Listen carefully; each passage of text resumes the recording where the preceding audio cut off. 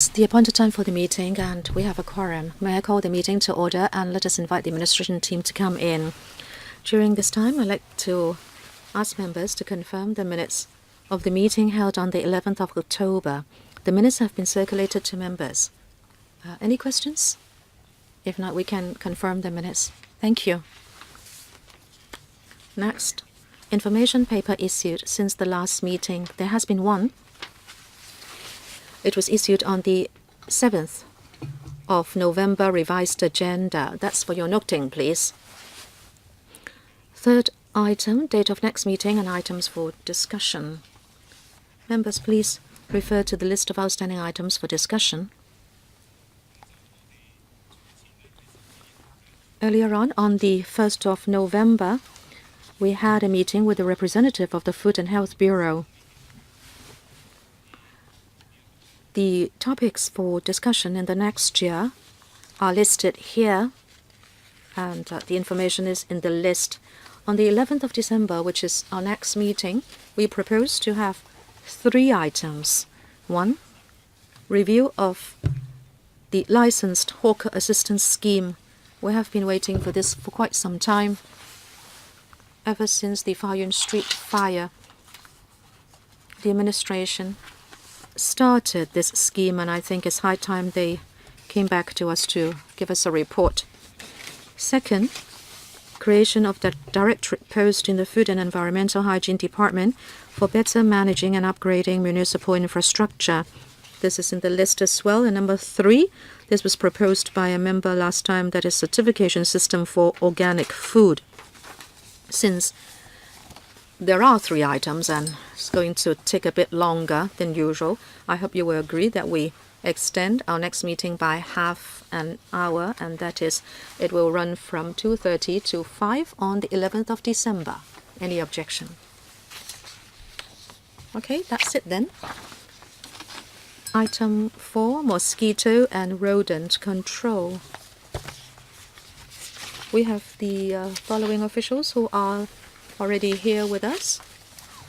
They are led by Dr. Choi Taek-yi, Undersecretary for Food and Health, and also Ms. Diane Wong, Deputy Director for FEHD.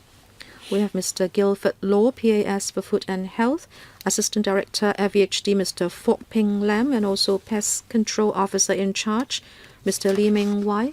Then Dr. Albert Au, Principal Medical and Health Officer from the Department of Health, and Mrs. Helen Chung, Chief Manager, Management Housing Department. Since this item may involve housing estates and also medical and health, we have informed the members of the Health Services Panel and the Housing Panel, inviting them to come along as well. Now, could I please ask the administration to take us through the paper? Well, the paper has been circulated to us. Is it for you to introduce the paper, Undersecretary? Thank you. I'll give an introduction. With regard to mosquito and rodent control work, we have been strengthening the system and adding more discussion platforms. In summer, July this year, we reorganized and upgraded the Anti-Mosquito Steering Committee to the Pest Control Steering Committee, which held several meetings. There are 2 meetings every year, which are regular meetings, but then there was a small dengue fever outbreak, and we held 2 more meetings. The steering committee comprises different bureaus and departments so that we can collaborate to do a better job. Learning from this year's experience, we believe that next year, when we prepare for summer and the mosquito season, so to speak, we should make early preparation before the rainy season to step up our efforts in anti-mosquito work. We are going to start early next year. Of course, different matters have to be attended to, say whether the area ovitrap index will really be helpful and whether we can involve many other people. We'll look into that. We understand that apart from working locally, we must avail ourselves to the dengue fever cases and mosquitoes breeding around us, especially when Hong Kong people have traveled outside, and when they come back, we need to take safety measures. Our objective is we should remind travelers coming back to Hong Kong not to allow dengue fever to become endemic. Secondly, how should we make use of new technology to do anti-mosquito and anti-rodent work? We have an open mind towards this, and the FEHD has been doing different things and learning from overseas experience to do trials to see what is successful locally. That will continue. I think I should stop here, and I'll welcome questions. We have a lot of time on our hands. There are 9 members who are waiting to speak, so 4 minutes each. Cheng Chong Tai, Pun Xiu Ping, Chen Han Pang, Claudia Mo, Lo Wai Kwok, Helena Wang, Shuka Chen, Eunice Yong, and Vincent Chang. Dr. Cheng Chong Tai, thank you. I'd like to concentrate on rodents. We are most unhappy about this. In early October, we had the first hepatitis E case globally. I already asked you to do more to tackle the situation, especially in Fook Loi Estate. I have been writing to so many departments, but they have been passing the buck around, whether it's the management office, the housing authority, the FEHD, or even the bureaus. You have been passing the buck. It's such a serious problem. I can show you some pictures from residents. Can you see this? There is a rat in the middle of the sitting room. This is at Fook Loi Estate. Rodents have parties there every night. And, you know, if rodents bite you, you might be awakened and you can run around, but very often these are the residences of elderly people. As you can see, a wheelchair is there, and they are not exactly mobile. And the rodents were biting the fingers and toes of Filipino maids and elderly people. And outside in the corridors, there are these louvers, because this is an old estate, and the rodents will bring the entire family of 4 or 5 to have a patrol on the pipes, and they will jump into the flats through these glass louver windows, and they sometimes jump into the flats at 8-9 p.m. when people have dinner, and they have to use wooden planks to hold up these louvers. But then what about the elderly people who cannot help themselves? We are asking residents to help hold up these louvers, but then elderly people say, oh, don't bother, I won't be here for long. As you know, Fook Loi Estate is an estate for elderly people, and the younger generation only go and visit them on the weekends, and then they go to the management office, which is empty because it's the weekend. And then I went to the HA, and then the HA said, okay, we would go for a site visit. As you know, on the ground floor, you have this kind of veranda, and people would only board it up with aluminum plates. And then the HA asked residents to come down and get the traps. But we are talking about elderly people of 80 years old, and they are telling you to put barbecue cuttlefish inside the traps. But then the rats don't even want to eat them. And you just mentioned new technology. I have been following up on this for a month, and nobody gave me an exact answer. I went to the estate, and all the dustbins on the floors are without covers.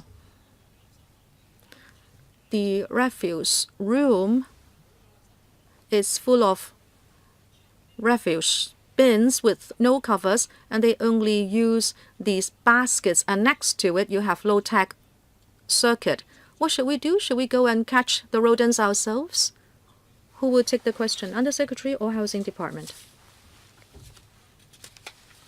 Ms. Diane Wong? Well, later on the FEHD and Housing Department can add, but We certainly understand that members are very concerned about this rodent problem. At the steering committee on pest control, headed by the Undersecretary, we are working closely with departments. We give advice and we also do training. On the 8th of October, we started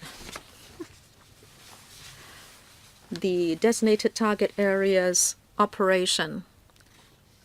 Well, in Choi Wan Estate, after 1 month, we have already done some in-depth cleansing work. And we do liaise with the housing department. By the end of December, we're going to be identifying 2 estates to carry out the anti-rodent operations in designated target areas. And we will step up our efforts. The HD will also do likewise at the refuse chambers, the rubbish bins. We will do something about them. In the markets, from now to January, we will step up our education and prosecution, in particular targeting at the rear lanes. Well, Dr. Cheng referred to Fok Loi Estate. You're talking about Choi Hong Estate. This will be unacceptable.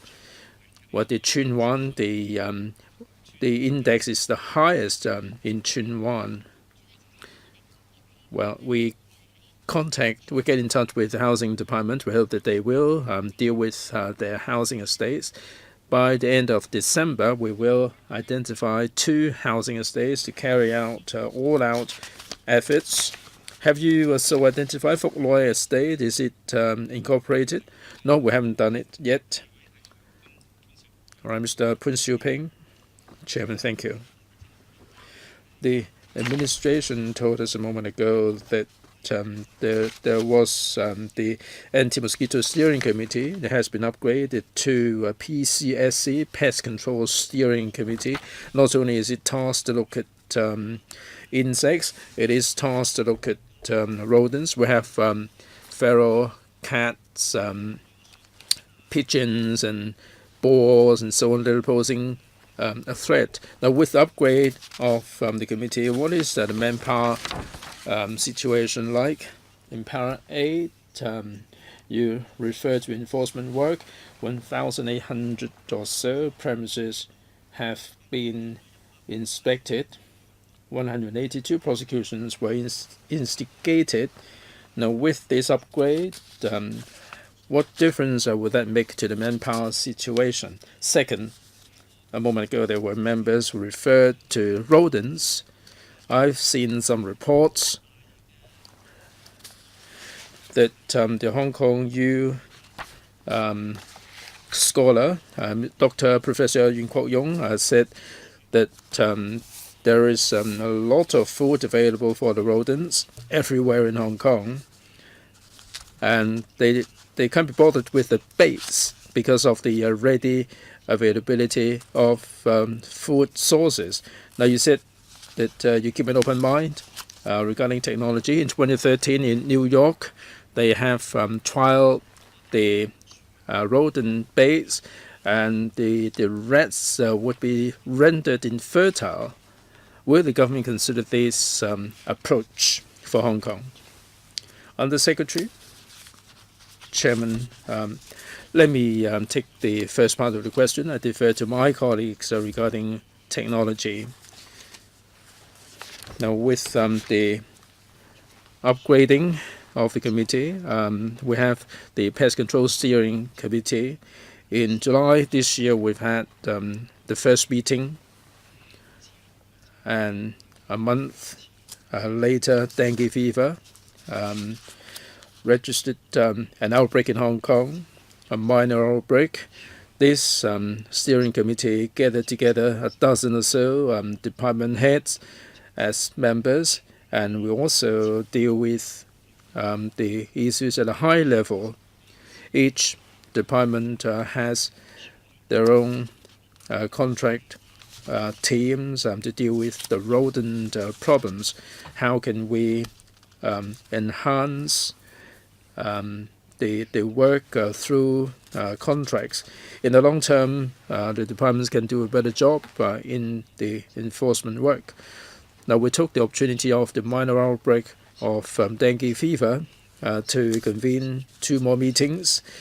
And the CS also had an interdepartmental meeting, and departments were instructed to step up their work. And if resources are not matched well enough, then they were encouraged to coordinate all the resources in the way of rodent control. And that would plug the gaps that were experienced before. I defer to my colleagues in relation to technology. Yes, in terms of technology, there are no cities that are using rodenticide all the time. In terms of manpower, we have 700 staff members. They're civil servants dealing with rodents. We also have contractors, 320 teams with 1,700 people dealing with rodents. Compared with the same period last year, we're talking about an increase of 18%. Other than anti-rodent work, I'd like to mention something about prosecution. Prosecution has always been done. In May 2017, we have 4 teams of inspection staff who will be making their rounds in Hong Kong. Now we have all the inspection figures. Now with the additional manpower, we have mounted more inspections. Perhaps I defer to my colleagues to say a little bit more about the new technology. Yes, I've gone over the time by 1 minute. Please make it brief. Yes, the use of the pesticides, the use of the agents to render them infertile, that's not a permanent solution. Now we have to feed them with the agent before they would be rendered infertile. Now once a rat has ingested this agent, it will not die off, and for a year or so they will continue to cause nuisances. So other than looking at the effectiveness of the measure, we have to ascertain which of the methods that we are adopting is considered to be more effective. Mr. Ben Chen and then Ms. Claudia Mo. I don't have any faith in the rodent infestation figures. Now we put baits in the community, and then we see whether they took the bait, and then we work out the index for rodent infestation. Now, if the rats are running out of food, they may be tempted to try the bait. But if we're talking about really filthy places, they will be well fed enough and not to touch the rat bait. So there may be some problems with the index. I'm not suggesting that Chinwan is particularly clean, but there are many districts that are complaining of rodent infestation. Now, I'm not suggesting for one moment that the frontline workers are not doing their job, but the way we deal with rodents seem to leave a lot to be desired. We simply don't have a lot of measures. The way we trap the rats is also rather backward. There are a number of things I hope the administration will consider. First, technology. Now we can introduce new technologies, but the government is just keeping an open mind. It seems to me that the government is really backward in coming forward. Perhaps you might wish to come up with a timetable as to whether you would introduce new methods new technologies to deal with rodents and mosquitoes.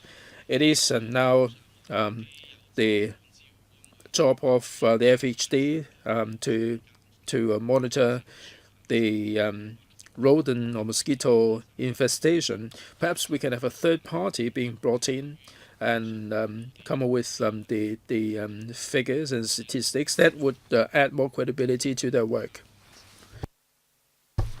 Madam Wong, Chairman, my colleague can supplement in a moment. We fully appreciate the situation. We've heard from members and also members of the public comments about the index, whether it reflects the situation. We are delighted to trial new methods. As indicated in the paper, the trial can be a success, the trial can be a failure. We have to be prepared for that. Now, we are prepared to trial the night vision camera surveillance system and the timetable.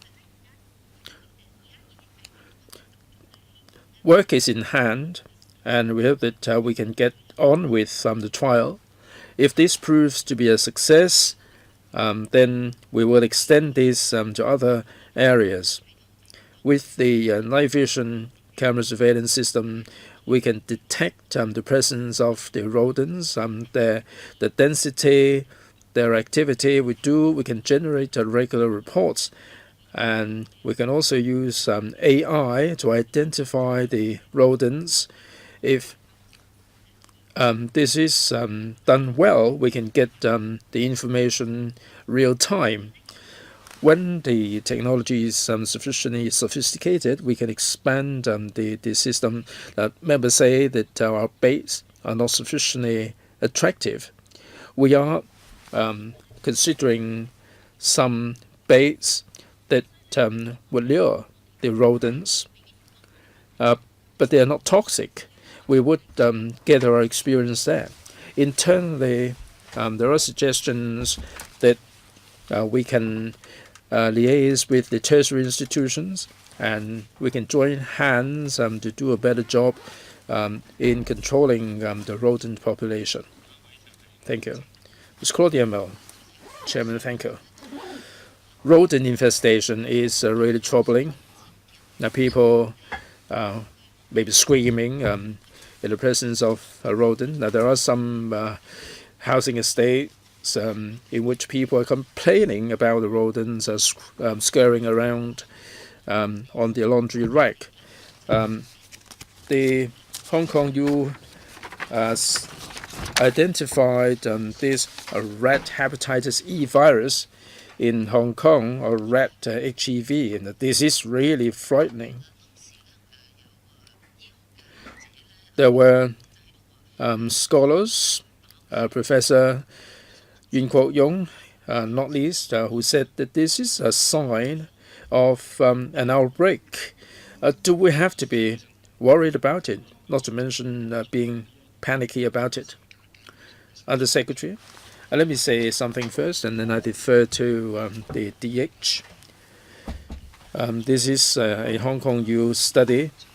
They've looked at the patients who have been diagnosed with rat hepatitis E virus, and they looked at all these past data, and so far there are 2 cases that have been picked up, and the genes show the rat hepatitis E virus. Now, in these 2 cases, they are people who are immunocompromised patients because of chronic illnesses. And as regards the public health implications, I defer to my colleague. What the DH is very concerned about the findings released by Professor Yuen Kwok Yung. Never ever did we have any human beings infected with rat hepatitis E virus. Now, as a result of this report, we have stepped up our surveillance. Hepatitis E is a notifiable disease. We have a dozen or so such cases per year. And for these cases, if we have this serum, in some cases, some were tested positive, and they brought in conducting a genetic test. Some of them were found to be human hepatitis E virus, and some tested to be negative. Now we have got hold of all these serum sample and passed them on to Professor Yun for further studies to see whether, other than these two cases, there are more additional cases.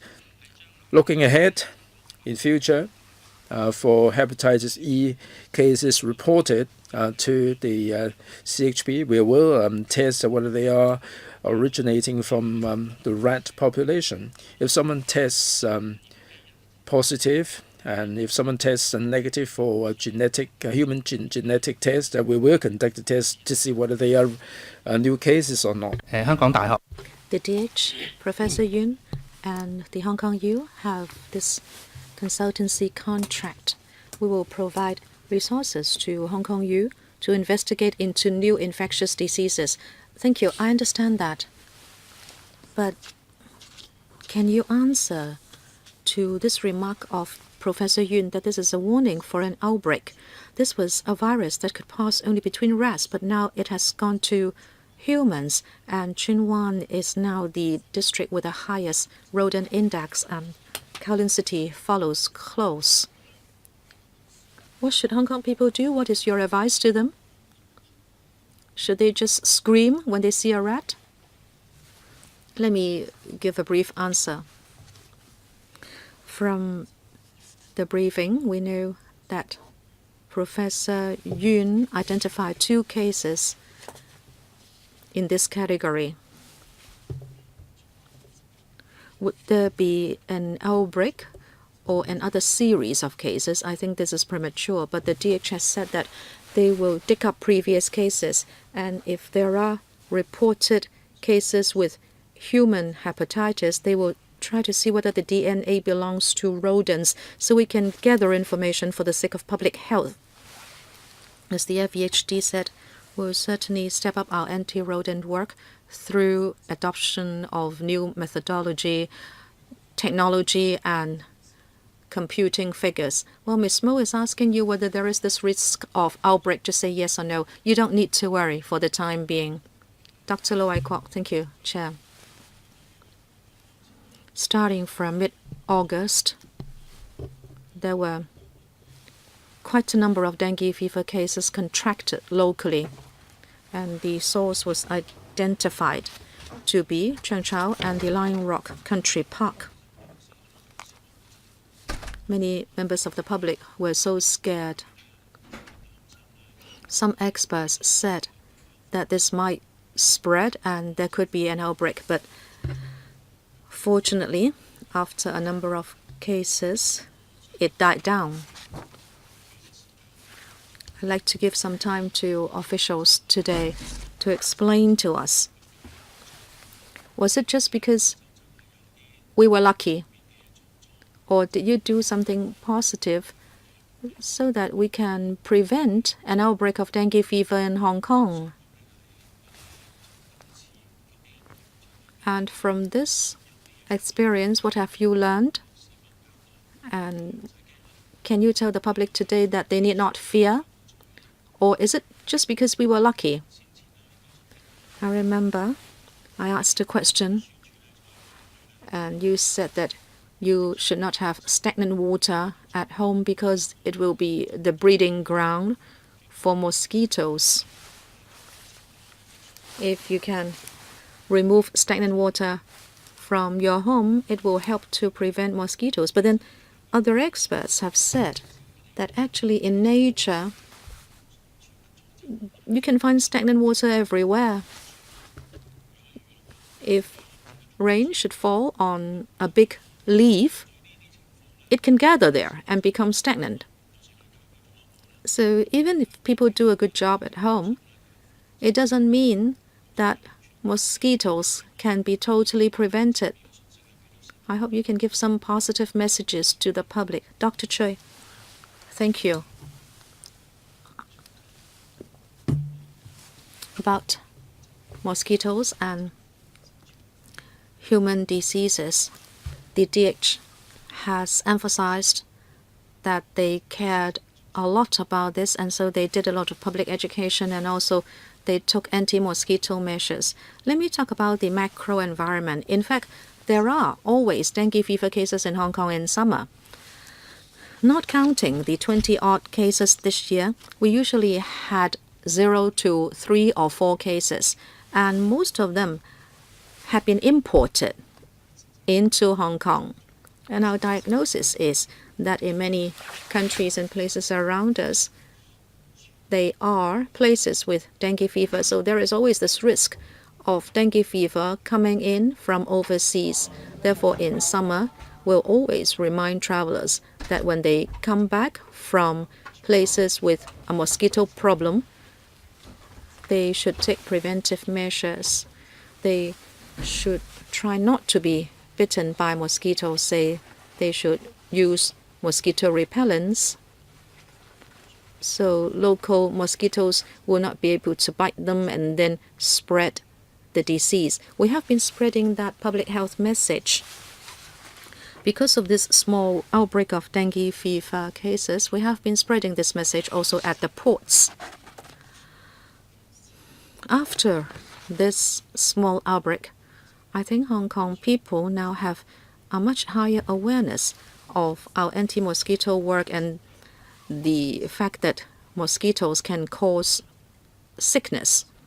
And number 3, structurally, I said starting from July, we have upgraded the steering committee and we invited senior officials from different bureaus and departments so that we could get more resources, and the contract clauses for contractors could also be stepped up so we could do more to do preventive work. Looking forward, we should start even earlier before the rainy season sets in next year. The steering committee should convene meetings at a much early date. Well, I don't think he has answered my question. This is a small outbreak. There was no further spread. I asked whether you did anything positive or it was just that we were lucky. So you said a lot, but you didn't answer that question. Well, you don't have a lot of time. Maybe Ms. Wong. We did some analysis. You can go to Annex 1. And we watched the ovitrap indices. We plotted the lines. Well, there was some rise above the average in July this year, but for other months in the year, the figures were below the average. But since this time around we had local cases, in the past, we would do it together with other departments during the summer season, but this time around we were able to contain it. So next year, once we have one torrential rain, we will kickstart the all-out operation. So through prevention, we hope to stop the appearance of any cases. Mr. Shuka-chun. Thank you, Chair. I am filled with the images of rodents of Fuk Loi Estate shown by Dr. Cheng Chung Tai. I actually grew up in Tsuen Wan. I moved away from Tsuen Wan just recently. I know there are many elderly people in Fuk Loi Estate, and when they are bitten by mosquitoes, they may not be able to react. So the response was not good enough. We are talking about Fuk Loi Estate specifically, and we are not talking about policies, trials, or pilots. I find the situation really heartrending at Fuk Loi Estate, but I know that is not the only place affected. I think there are also serious rodent problems elsewhere. In 2014, October, in one audit report and also in the budget questions in 2018, it was shown that 70% of the anti-rodent work of the FEHD was done by contractors. In the 2014 audit work, it was said that the FEHD did not do enough in order to check the performance of contractors. At that time, you said that you would review the contract terms. What did you do? That was in 2014. So what is the result of that review? And as Mr. Ben Chan said about the rodent baits, I think the situation is ridiculous. I have seen reports saying that in your contract system, the contractors did not want to spend so much on replacing the baits. So they placed the baits in glad wrap bags so the rats would not be able to eat the baits, and then they would make up figures to say that there is no rodent problem in a particular area. Can you let us know whether this is still a problem? And also, have you done better in inspecting the contractors? Well, I think these are very specific questions, and the situation is really ridiculous. Dr. Choi. I'd like to ask Mr. Fogg of the FEHD to say something. I'd like to tell members how we are monitoring the contractors, and then I'll defer to Mr. Lee. In the past few years, we know that we needed to add manpower and also step up our monitoring in anti-rodent work. Every year we will review our manpower situation, including contractors and our own staff. In the past few years, we have been increasing manpower. As we were saying, compared to 2017, there has been a jump of 10% And this year, in terms of internal departmental manpower, we have got resources to have more people to monitor the work of the contractors. That is essential. We, of course, need to review the methodologies that we are using and how we can improve that. And if a contractor is found to fall below standard, we have a set of penalties that we can impose on them. We are going to step up monitoring. Hopefully the contractors can do better. Well, I'd like Mr. Fogg to let us know later what kind of manpower you're talking about. You have over 10% more enforcement personnel. What about your staff who monitor the contractors? You have no answer now, right? I'll supply the information later. A short reply from Mr. Lee about the rodent baits. We have been proposing that this should be placed within a plastic bag. This is because of humidity considerations, but we are going to cut holes in the plastic bags so that the baits will remain attractive. However, we also face the problem of baits not comparing favorably with food that is found in the vicinity of the traps. So whether the baits are effective, apart from the bait itself, we have also to consider what food is available around the trap. Therefore, we have always said that we should not just go for baits and traps, and we need to have a clean environment. But then, Undersecretary, the rodent index is calculated on the basis of the bites that you find on the baits, right? Well, let me supplement. Rats look for food, but they also need to trim their teeth. They would go for hard objects in order to grind their teeth. You mean the rats would really try to chew away the plastic bag so that you can get an index?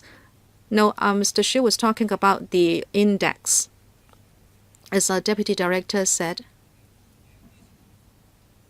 we are looking for non-toxic baits so the rats can grind their teeth against these hard objects, and then we will know whether there is a rodent problem. This is not unique to Hong Kong. I understand it's done elsewhere. Say in Budapest, in Hungary, and also in New Zealand, they may not go for sweet potatoes, but they actually use cardboard for rats to chew away. This is what rats habitually do. And the concept is different from using toxic baits. I don't think Mr. Shiu is happy with the answer. Why don't you wait for a second round? Next, Dr. Helena Wong. Chairman, I'd like to ask the FEHD, your pest control unit, with regard to the rodent index, have you looked into them to see whether there is room for improvement? In some districts, the index registered 0, although the complaints number 100 or more.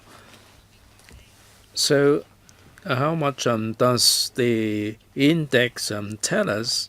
I don't think it is telling us very much.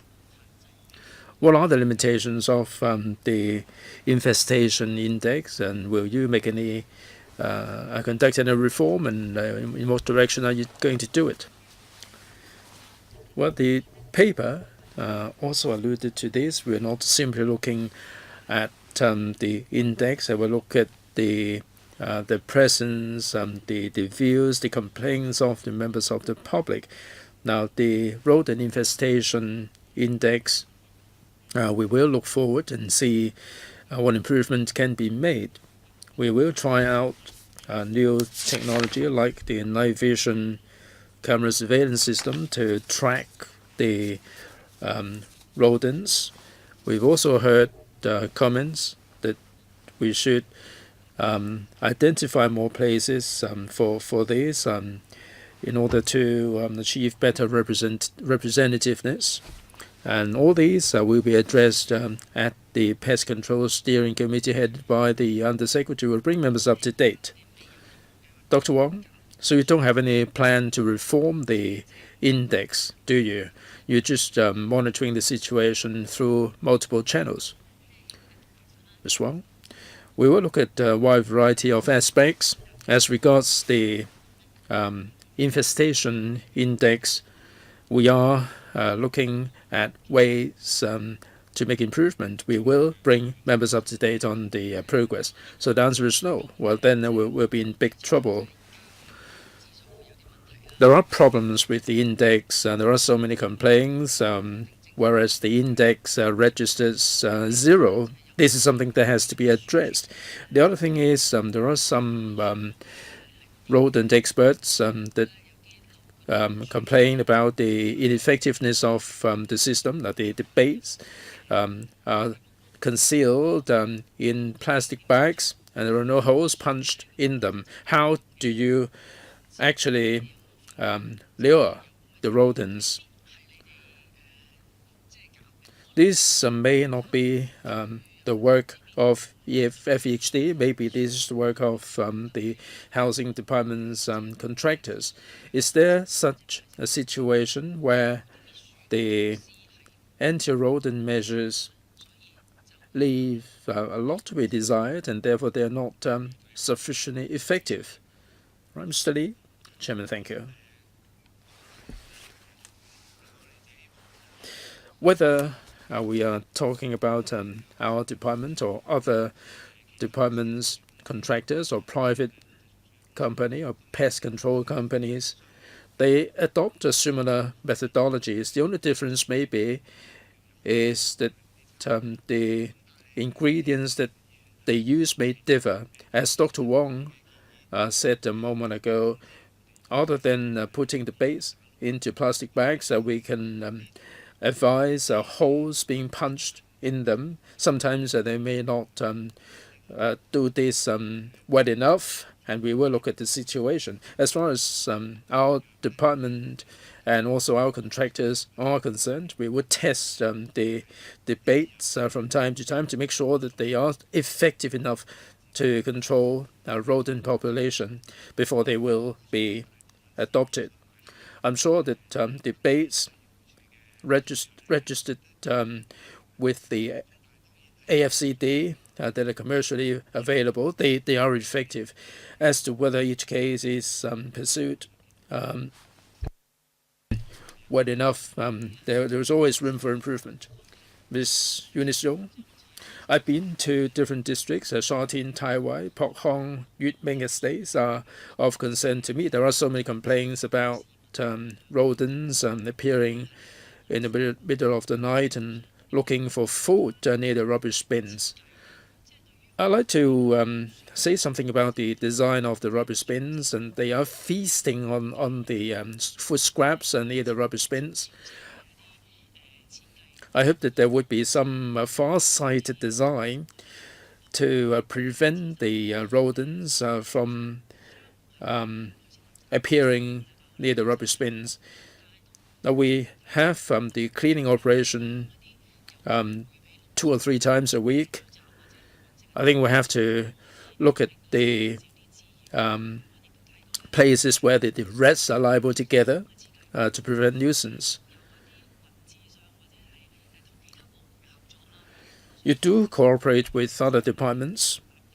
Now you have the new contract in which clauses on anti-rodent measures will be inserted. What sort of clauses are there? Would there be any penalty and so on? Now for the pesticides, for the rodenticides, there are some that will render the rodents infertile. Do you use these kind of rodenticides, and how effective they are? How often or where are you using them? As well, my colleagues can supplement in a moment. As regards the design of the rubbish bins in rural areas, we have the refuse collection points, and members probably have seen them before. It was suggested that the rodents will be looking for food, rummaging for food in there. Now we do have the sensor that can open the doors whenever someone is taking out the rubbish. That would make things more hygienic. We will not attract the insects and rodents. As regards the monitoring of the contracts and also the growth regulators, I see whether my colleagues have anything to supplement. Right, in terms of contracts, about a month or so ago, we have made available our contractor template to different departments. That the contractors are supposed to do certain things under the contract. If they are not doing this well, what penalty would there be? Now, the penalty would include the chances of them winning the bid next time around. That they will stand a lower chance of winning the bid in the next bidding exercise. We have the marking scheme. We have the penalty clauses that were made available to other departments, and we hope that they will add similar clauses in the contract according to our template. That's and it would boost the monitoring work. As regards the rodenticides, I defer to Mr. Lee. Well, we do have similar agents that can be used on mosquitoes and rodents. For mosquitoes, we have the radiation method that will make them infertile. As regards rodents, well, they may not be commercially available in Hong Kong, maybe just in overseas jurisdictions. These are not effective permanently. The rodents will have to be fed the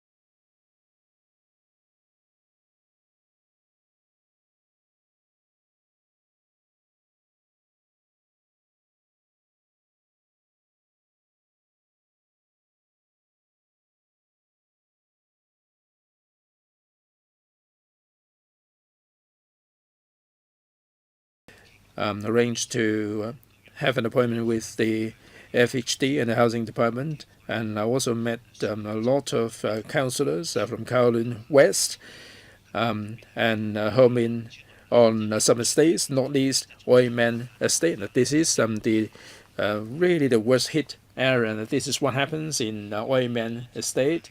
You have a whole bunch of rats here. I just talked with the councillor from that area. I heard that the contractors added some baits there, and other than that, they've done nothing much. I've got 3 questions now for Oilman Estate, for instance. It is a hardest hit area over the past couple of months. What has been done in Oilman Estate to tackle the problem, and also communication with the Housing Department? There are suggestions that measures be implemented inside the premises. Now you can offer them suggestions, and you should turn up inside the flats to deal with the problems. In para 16, there will be a cleaning operation in Choi Wan Estate and Choi Wan 1 and 2 Estate. Will Oilman Estate be coming next? Well, they talked about Folk Loi Estate. Now you're talking about Oilman Estate. Yes, please. Chairman, earlier there were media reports about this, and then the FHD and HD joined hands to tackle the problem. HD might wish to supplement, and the health superintendent has also stepped up the work, and we get reports from the front line from time to time. As regards publicity, door-to-door publicity, we do carry out this kind of publicity,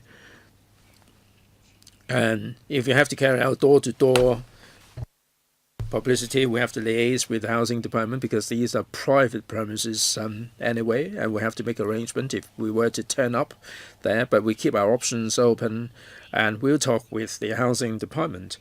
A moment ago, as we said, by the end of December, we will work together with the Housing Department to identify 2 housing estates to carry out the designated target areas anti-rodent operation. And then the Housing Department may take this forward at a later stage. Mrs. Chung from the HD. Chairman, for Oilman Estate, we do work in conjunction with the FHD. Other than the joint operations, we do carry out site inspection at the link premises, and we also put up publicity boards at the lower part of the buildings. We have the rat-proofing facilities on the pipes, and also we have conducted site inspection, and we will step up the joint operation together with the link. We will increase the frequency of cleansing at the refuse collection points. Chairman, I'm not happy with the HD reply. Oilman Estate, things are leaving so much to be desired. You may wish to have a look for yourself. Not much improvement there. Mr. Andrew Wan. Chairman, thank you. Members talked about the rodent infestation index. I'm sure there must be some discrepancy there. I've been to the site together with Mr. Lee Ming-wai. We've been to some housing estates in Chun Wan in particular. My suggestions are very simple. It seems that the whole paper, para 16, there are many examples regarding Housing Department. It seems that they don't talk much about the old estate, old districts, Tuen Mun, Chun Wan, where the rodents infestation is particularly serious. And it seems to portray the situation in a way that the problems appear more in HD estates than anywhere else. I'm interested in new technology. I won't repeat what has been said. I'm more interested in the traps. Last time after the PA, we had opportunity to talk about anti-rodent operation. I showed this picture. I asked him about this New Zealand method. After the introduction of this method, they have seen a decrease in the population by a big percentage, and it should be very effective. 呢啲新方法 The director said they would consider using the new methodologies, but then after reading the paper, I would say that you have told a lie. You have not delivered. You have again used artful language. You said that you would consider a new technology, but then you did not exactly use this one, and actually the residents said to me it's good that if it is tried out in some targeted areas. I'm not happy with how you handle the situation. If you say you won't consider it, then say so. According to the paper, you talk about new methods, but they are not new technologies. They are old ones, like making the adult mosquitoes or rodents infertile, and also the electric-driven traps. Well, these are just the cages, aren't they? And then you talk about these electric-driven traps. How many are there? If these can be used, then why not use this one, which is more human? Within a fraction of a second, the rat can be killed. Have you considered using these? Because it uses air pressure. And also, you talk about night vision monitoring. Are they only for decoration, where there will be just 1 or 2 night vision cameras? Well, it's okay if there are serious places of infestation. Don't tell me that there are just 3 such night vision surveillance cameras. And it's a strange thing to look at the targeted designated areas. And also Chinwan, Mongkok, and then you give us these indices. I don't know why you have chosen those areas. I'll answer the first question, and the others about high-tech and targeted areas, I'll defer to my colleagues. We did not pinpoint the housing department in this paper. We would look at the housing estates and also private buildings. Last time at the housing panel, if I remember correctly, a member asked about the work of the housing department. That is why we have dedicated 1 or 2 paragraphs in this paper on the housing department. But then with regard to 3 new buildings, we also cooperate with the HAD and also OCs to take forward our work. If we have time later on, I can comment on that, but members can talk about other things. Well, Mr. Lee, he was talking about the method of using air pressure. Thank you, Mr. Wen. The rodent trap A24, okay, is being tried out. We have set some up in markets for trial, and we have done so for 2-3 weeks. Can we be told how many there are? We are only trying them out in 1 market. Okay. Let me put it this way. This is a pilot test, and we, of course, won't do it on a large scale.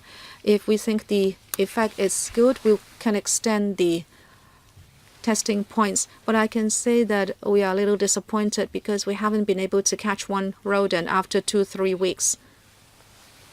I think it's because this trap was designed in New Zealand for use in forests to control wild rats. But in Hong Kong, we have so-called domesticated rodents, which are much cleverer than wild rats. We have used night vision camera to film the trap, and rodents just walked by without going in, and that is why we could not find any rodent. Does that have anything to do with the baits? Well, yes, it's possible.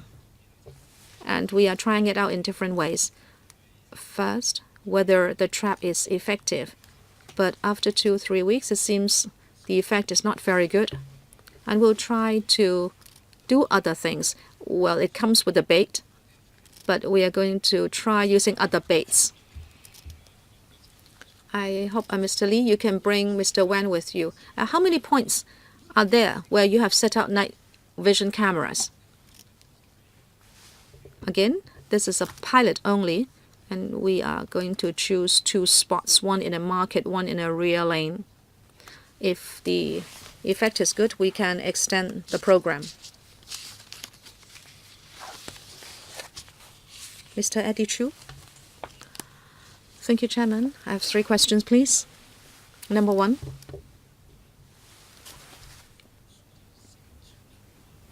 Talking about rodents, you say we should eliminate the 3 survival conditions, namely food, harborage, and passage. But I don't think you have done your job, say, in rural garbage collection points. The garbage is totally exposed. Do you have an overall strategy to tackle this problem? Well, there is a big area in the rural side. You really have to think about refuse collection in the rural areas. Number 2, in all districts, restaurants process the food in the rear lanes, and food waste is just poured into sewage drains. In your operations in designated target areas, you said you issued warnings. But this is a long-standing problem. What can you do about restaurants dirtying the rear lanes? Number 3, to continue with Mr. Andrew Wan's line of questioning on technology, from January to September 2018, you caught 11,700 odd live rats. What did you do with them? I heard FEHD would pour hot water on the rats to scald and kill them. But aren't there other ways for you to deal with them, which of course will be more human? Ms. Wang, I defer to my colleagues to answer the 3rd question. I'll take up the 1st and 2nd questions. We understand that we have a big rural area. In new facilities with a new design, the standards should meet the requirements of the public, but we are talking about existing refuse collection points. Because of historical reasons, the refuse collection point may be small, and because of physical constraints, they may not be the best collection points. But regarding existing RCPs, we will take it up with the LCSD, and we will try out different ways. Do you have a timetable? Basically, you have done quite a good job with RCPs in urban housing estates, but you don't have a timetable for the rural area. The panel has set aside some time, I think it's January next year, where such an item will be taken up. We can share progress with you then.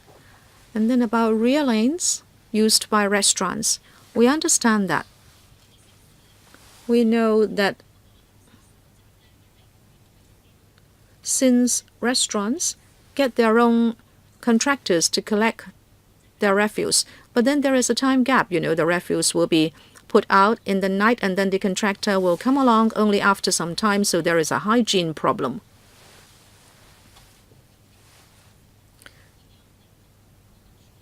If it is a licensed restaurant, we can ask them to be more hygienic.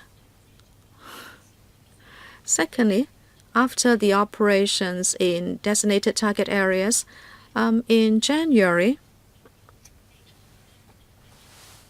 we are going to mount a 1-month program where in the first 2 weeks we are going to do publicity and education and issue warnings, and then in the 3rd and 4th weeks we are going to step up enforcement on these restaurants. If it proves to be successful, we can repeat it. What about using boiling water. Talking about live rats, we have internal guidelines to deal with them. We use cervical dislocation, meaning to break the neck. So rats are killed in a short while, which is more human. Definitely, we are not going to pour boiling water on rats now. Mr. Peter Lau. Thank you, Chair. This paper is on anti-mosquito and anti-rodent work. The administration has set up the Pest Control Steering Committee. I'd like to make 2 points today. Whether it's rodents or mosquitoes, we are really talking about Aedes albopictus because they are vectors. But we have received complaints from residents saying that in parks, the children have been bitten by mites. And also there are fleas in wooden huts. But there is no coordination among government departments and you are not intervening. Actually, fleas and mites are a big nuisance to the public. I'd like to ask you about such little insects which are affecting the public, even if they are not vectors. Can you do something in order to help tackle these? And also in the last 10 years,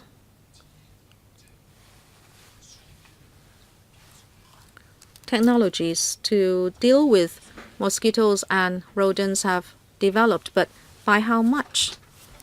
Well, you are still saying you would look into those. And then very often, new technologies would take 6-7 years before they can be used. And then by that time, they are no longer new.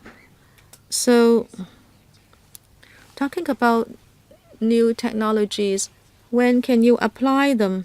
In the last 10 years, I haven't seen any change. And on the district level, the FEHD, are you providing the technology and guidelines, or is it up to the contractors? Because frankly speaking, I can see that they are just doing the routine work. They would win the tender, and the tender asks them to do this, to put rodent baits or to spray anti-mosquito oil, and that's it. If you still award the contract to the lowest bidder,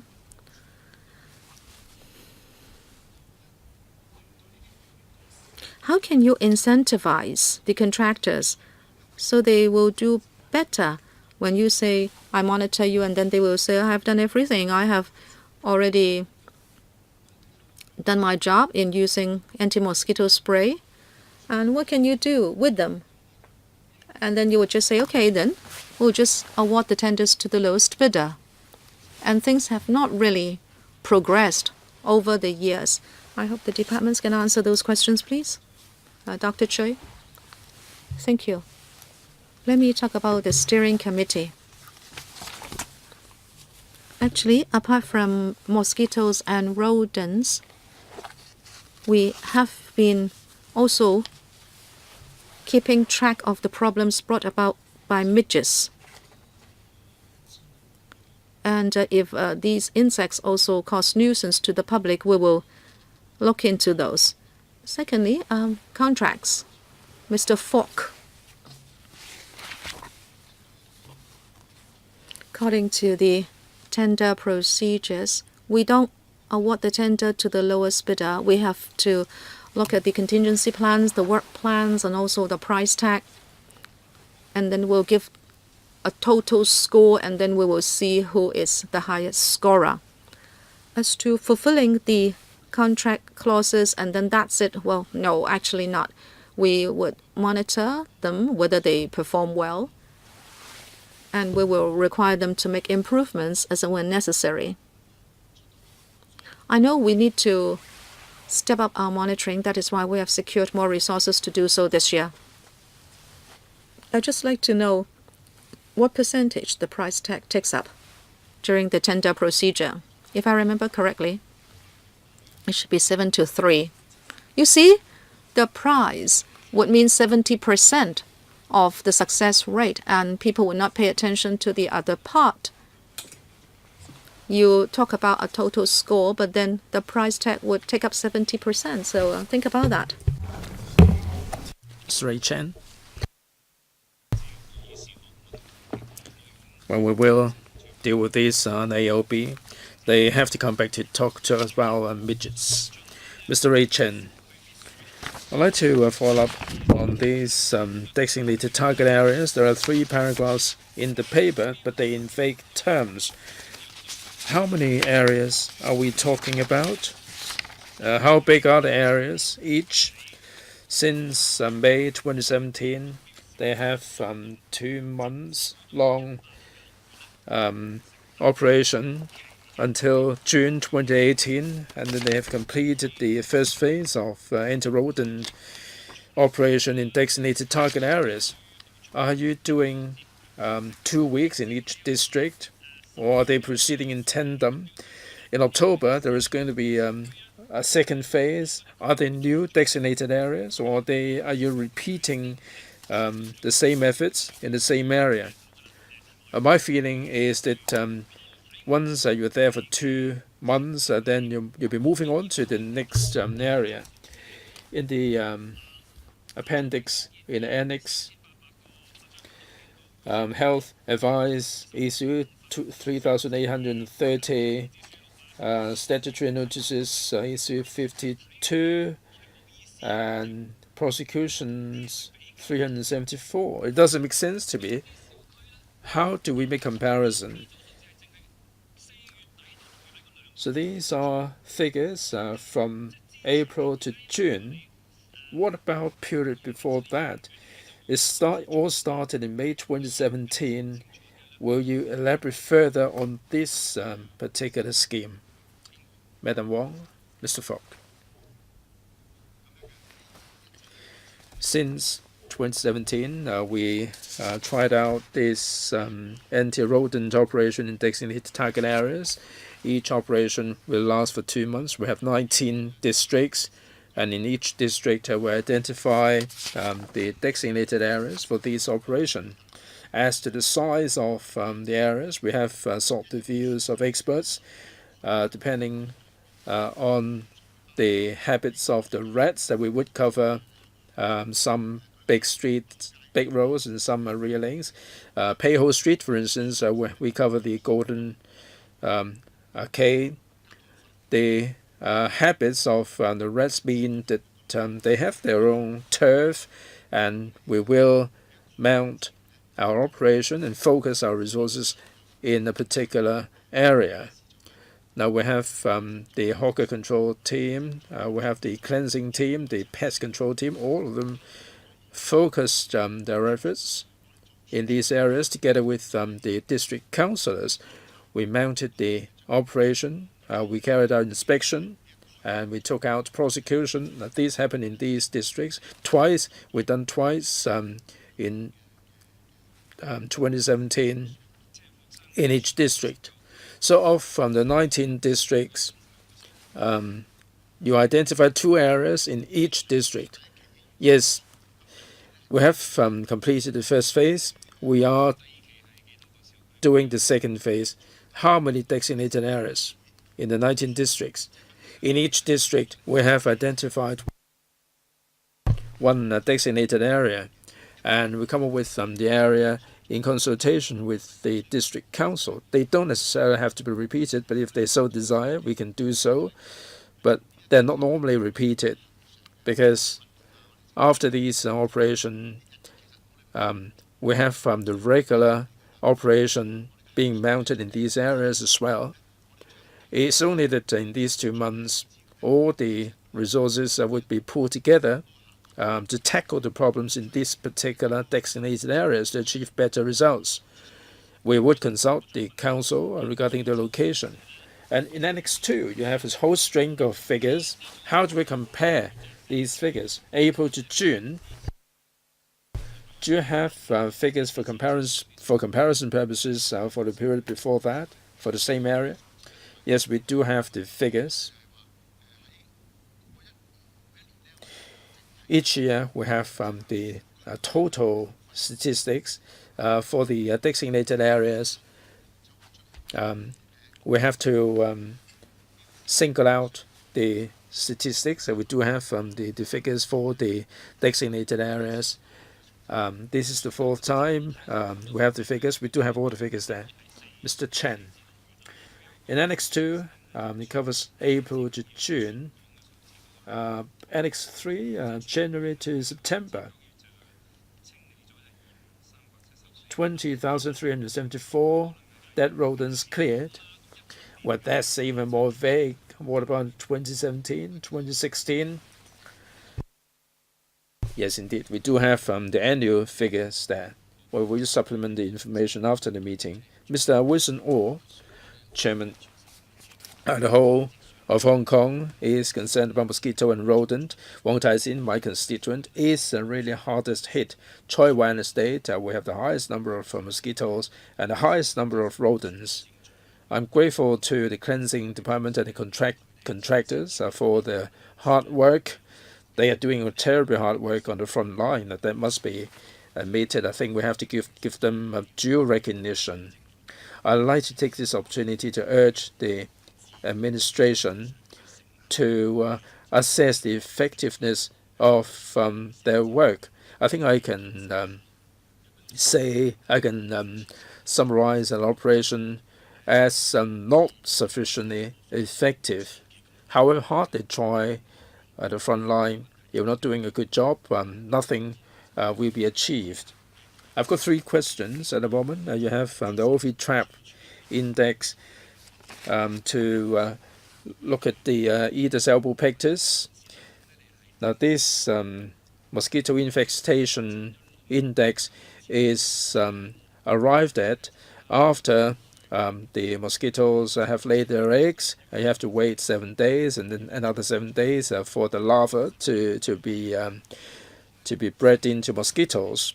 Now people are complaining that the index is not announced real time. This has been going on for a long time. This has been used for a long time. What are the measures do you have in mind to improve the mosquito infestation index?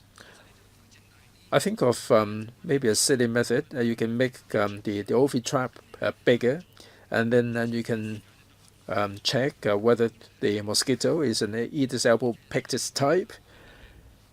And I hope that your expert can tell us more. Second, there is a lack of coordination between departments. The mosquitoes are flying about, but the departments have their own different priorities. When it comes to the Lands Department, the EPD, the Central One Playground, the EPD is responsible for the vicinity, and they don't carry out the anti-mosquito operation simultaneously. Is there an improvement measure? This paper is silent on this. Third, what about private places? Yesterday, I met the superintendent, and I've been to the site, and the area is full of rodents and droppings. And now, for these private areas, are you really toothless tigers? Over the past year, how many prosecutions have been instituted in private places regarding mosquito work? How many summonses have been issued? Right, 3 questions there.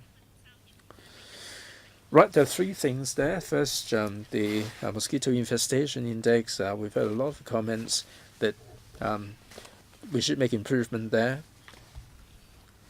We do have the WHO expert offering advice to us. The members' comments are really good. Instead of looking at the larva, perhaps we can look at the adult mosquitoes. We've looked at the Singaporean example. Also, technology is advancing. Perhaps we can have the technology that can pick up the Aedes albopictus in the OV trap. And we need to have the sophisticated technology. It would take some time.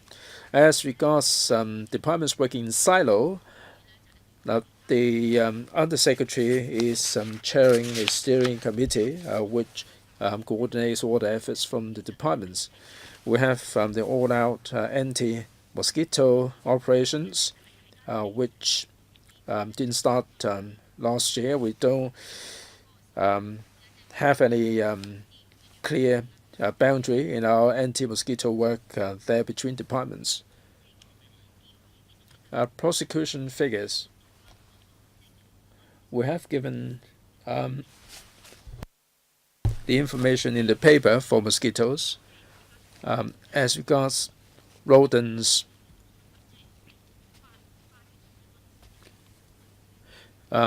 we need further action.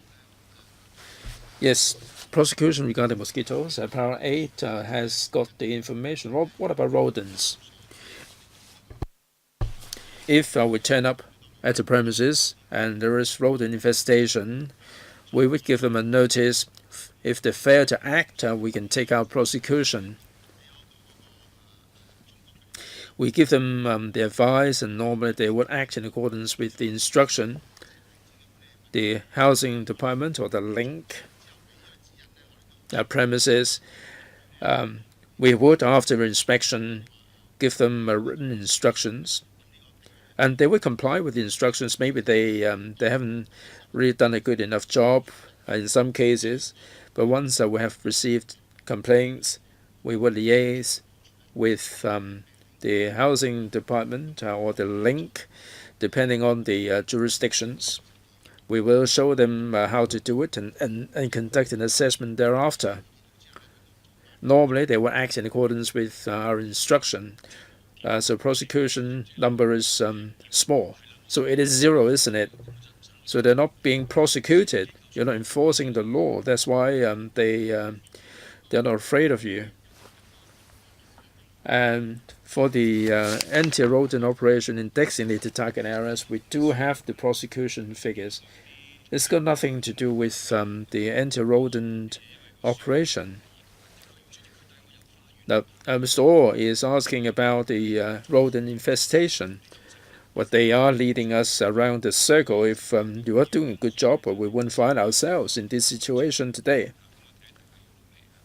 All right. Dr. Elizabeth Quat and then Dr. N. Zheng. There are so many rodents all over the place, and some of them are even bigger than cats. We conduct site inspection, and we saw rodents jumping around all over the place. And people are complaining rodents finding their way into premises. That the frontline workers are working very hard, but there are little kids in the toolbox. You have the base, you have the rat-proofing facilities, and you try to find the rat holes and close them. Other than that, there is nothing much that you will do. Now, there are suggestions of new technology, pesticides. They are for mosquitoes, traps, the electric-driven traps. Genetic technology, they are for mosquitoes more. Night vision camera surveillance. What if you see them? You don't need the night vision camera. You can see them in broad daylight. And there are some new ideas like the H24 air pressure equipment in New Zealand. You're not even trying that out. There are suggestions that there can be an infertility element in the bait. You're not even trying that out.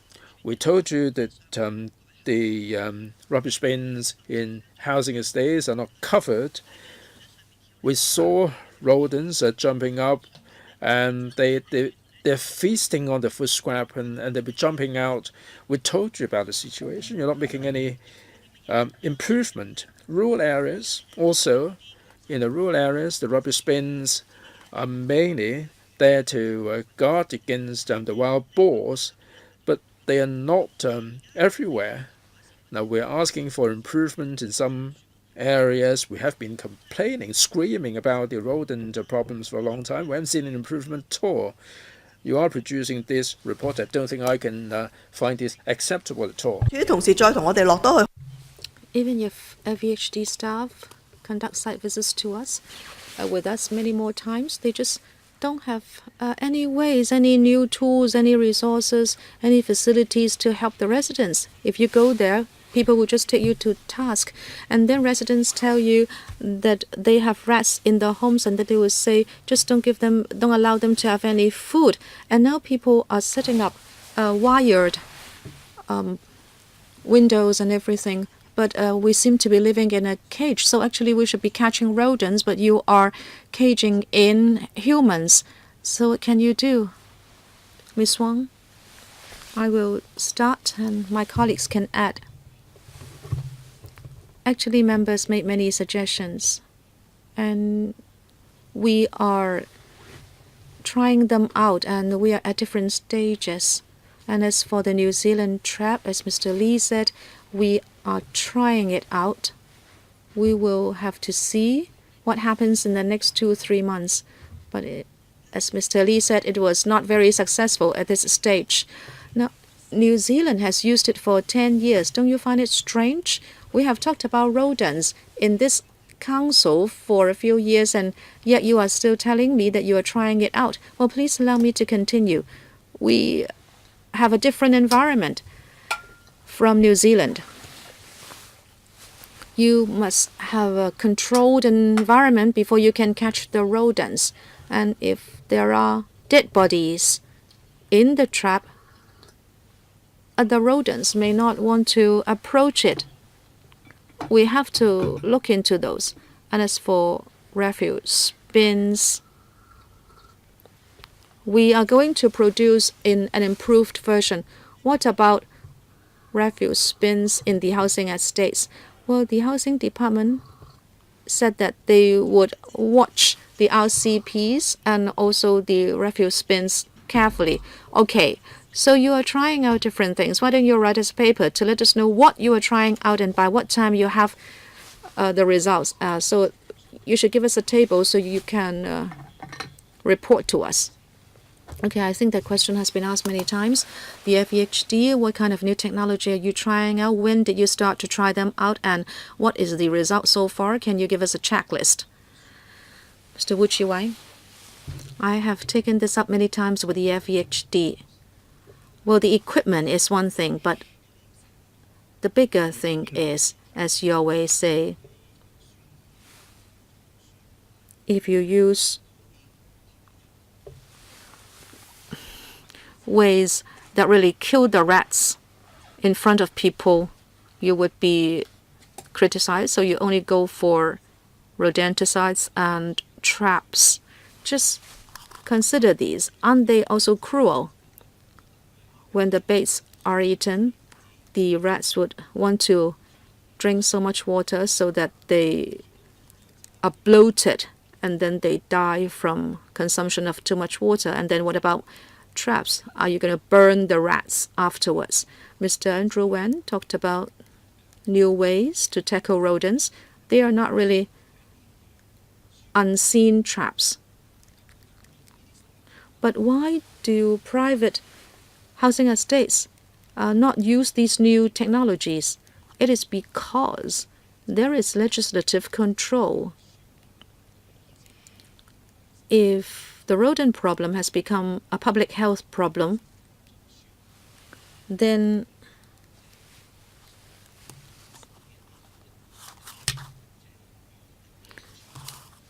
the issue of how we can deal with rodents in a human way should be given priority. If you don't use a government act to tell people something should be done, then the problem will remain. You and your colleagues should know that people use glue, which is more effective than the traps. But your staff have said we dare not use it anymore because the rats would be stuck there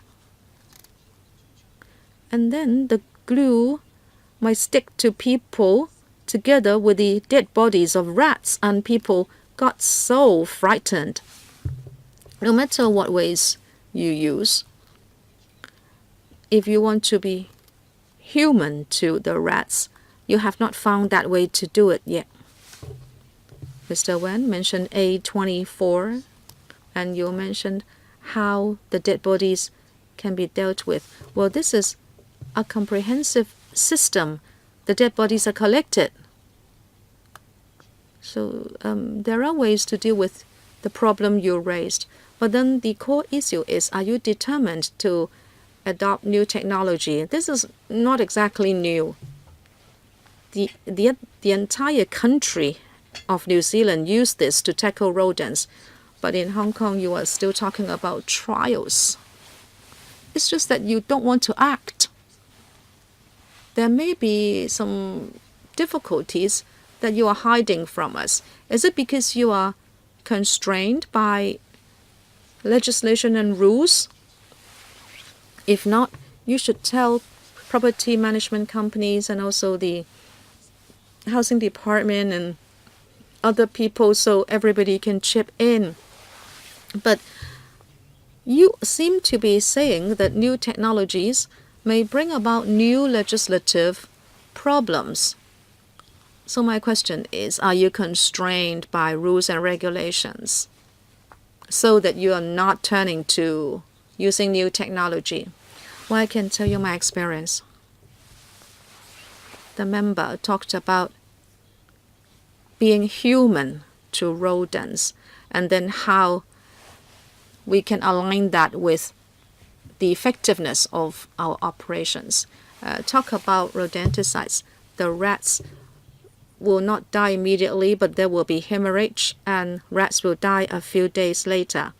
And you can imagine the base could be eaten by dogs and cats, and animal lovers criticize us because there can be no cure after animals eat the rodenticides. And also the glue, the limbs of the rats can be torn by the glue. And also when the rats are so much frightened by the glue, they can dirty the environment as a result. So we need to think through all these methodologies. We are very happy to conduct trials. We can talk through these different methodologies with members to see which ones are acceptable. Can I confirm this? Is it that there is no legislative constraint? It is just that you subjectively think that some methodologies may not be human, and that is why you don't want to be too forthcoming. Well, every methodology has its own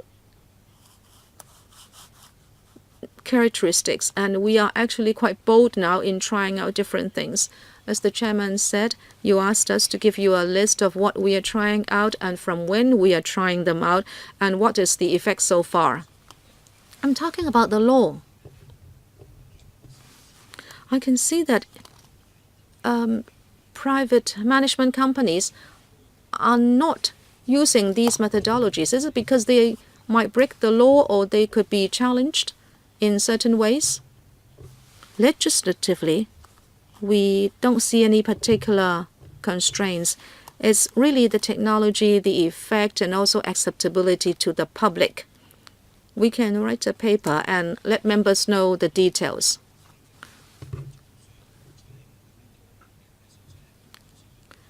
So it's not about the legislation, it's just criticisms. I'm just asking you whether there is a problem with the law. Well, we can't see any legislative constraint regarding the methodologies we are trying out. But we should be more specific if you really want to talk about this. Okay, a property management company may use A24. Okay, it uses this equipment. Will it face any legal challenge? I don't think so. If someone criticizes the PMC for not being human, will there be any legislative penalty. No, now you are saying no, but I hope you will go back and really consider the issue first. Please do your homework and then give us your answer. Ms. N. Chang. Thank you, Chairman. We actually have A24 with us here. I heard that this was quite a successful tool in New Zealand and Australia, and we actually ordered a batch and we used it in housing estates. We hope to help the public catch rodents. However, the housing department said no. They said we should apply. I said no, this is going to catch rodents. And they still said no. Now we need to know how to go about the application. Is it by filling out forms? This is so sad. We're just trying to help catch rats. It includes the drug, and it's something that should be functional.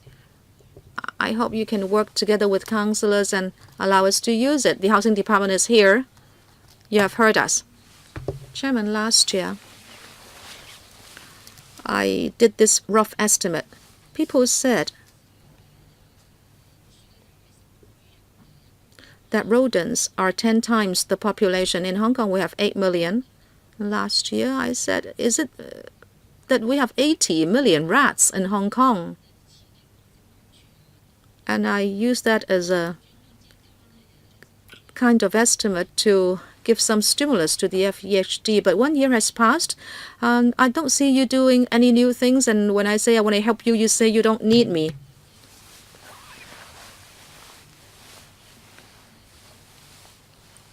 One rat can have 5 litters every year, and 1 litter can give 20 rats.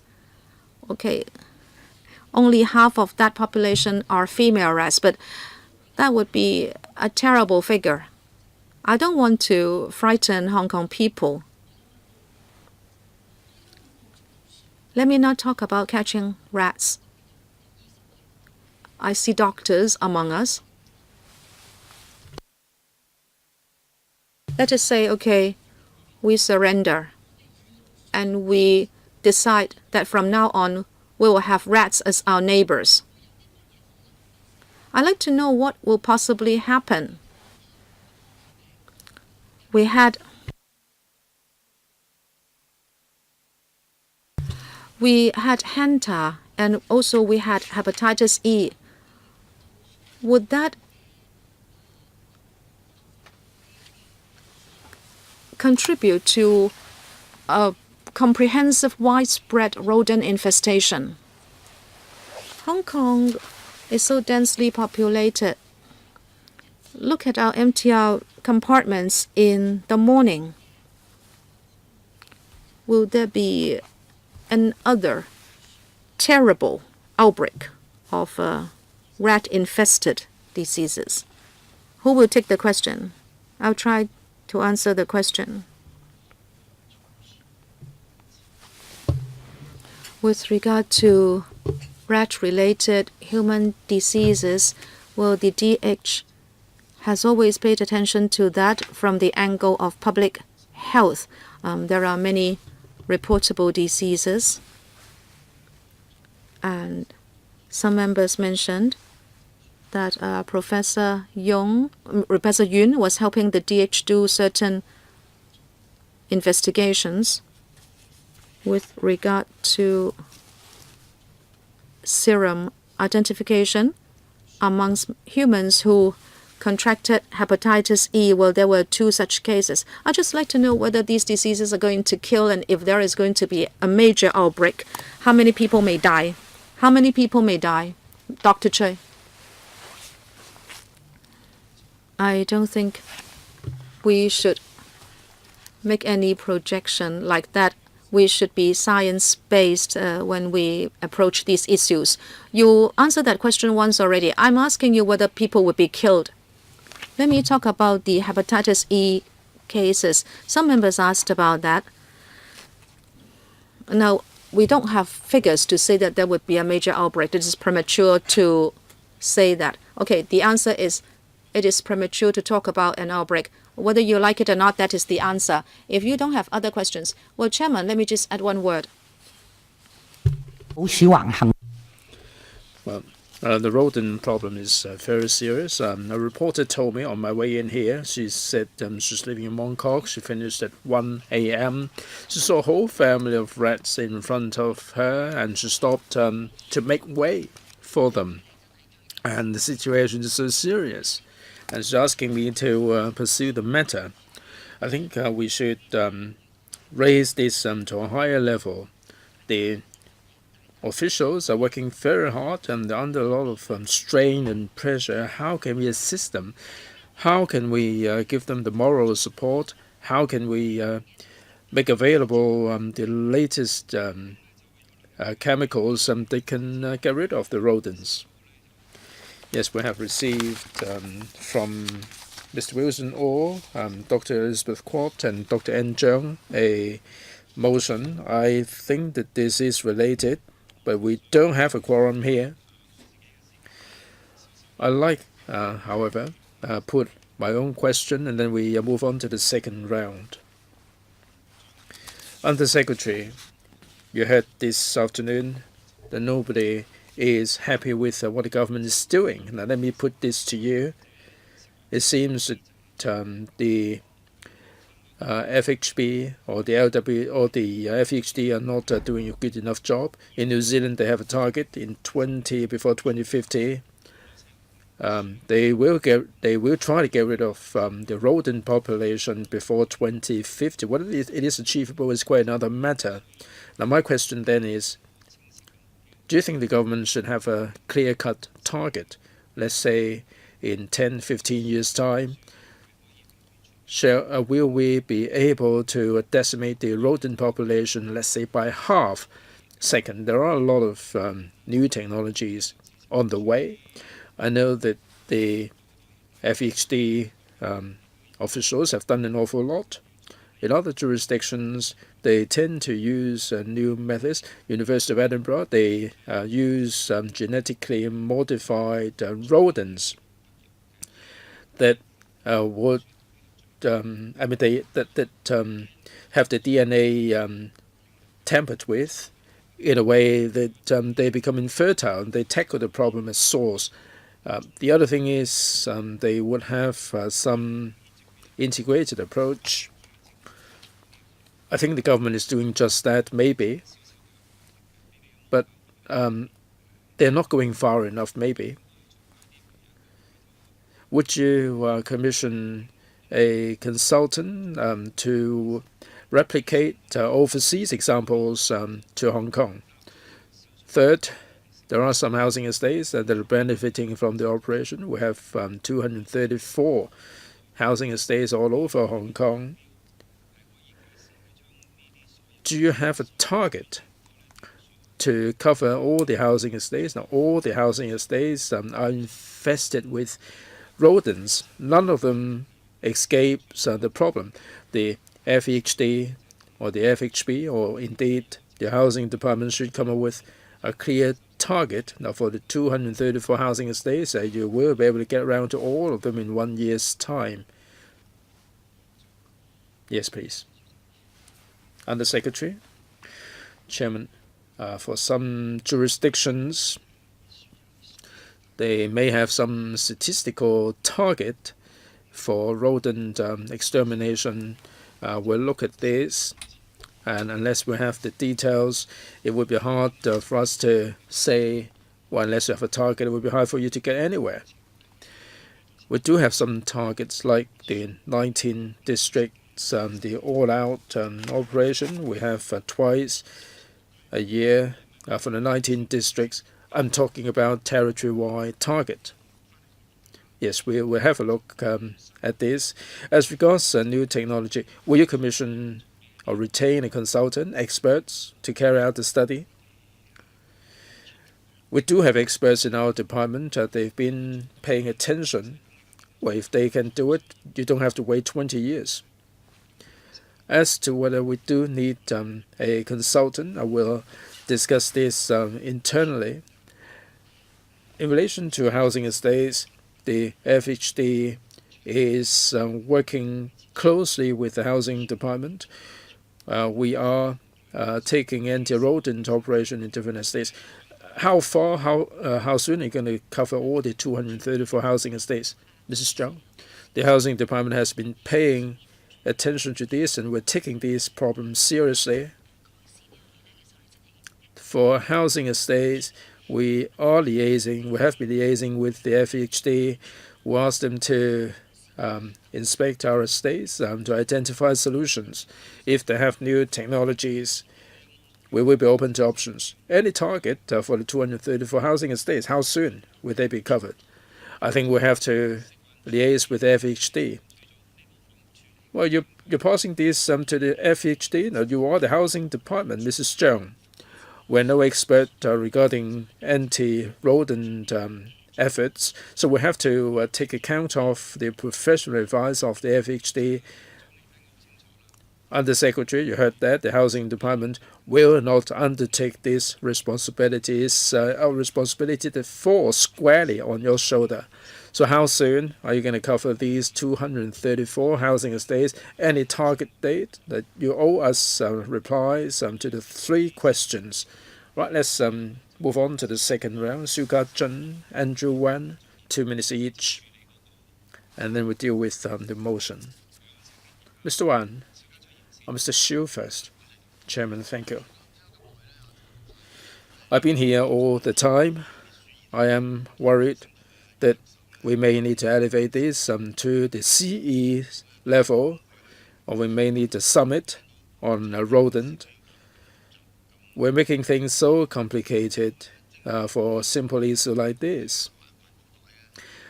I talked about the plastic bag used to contain the base.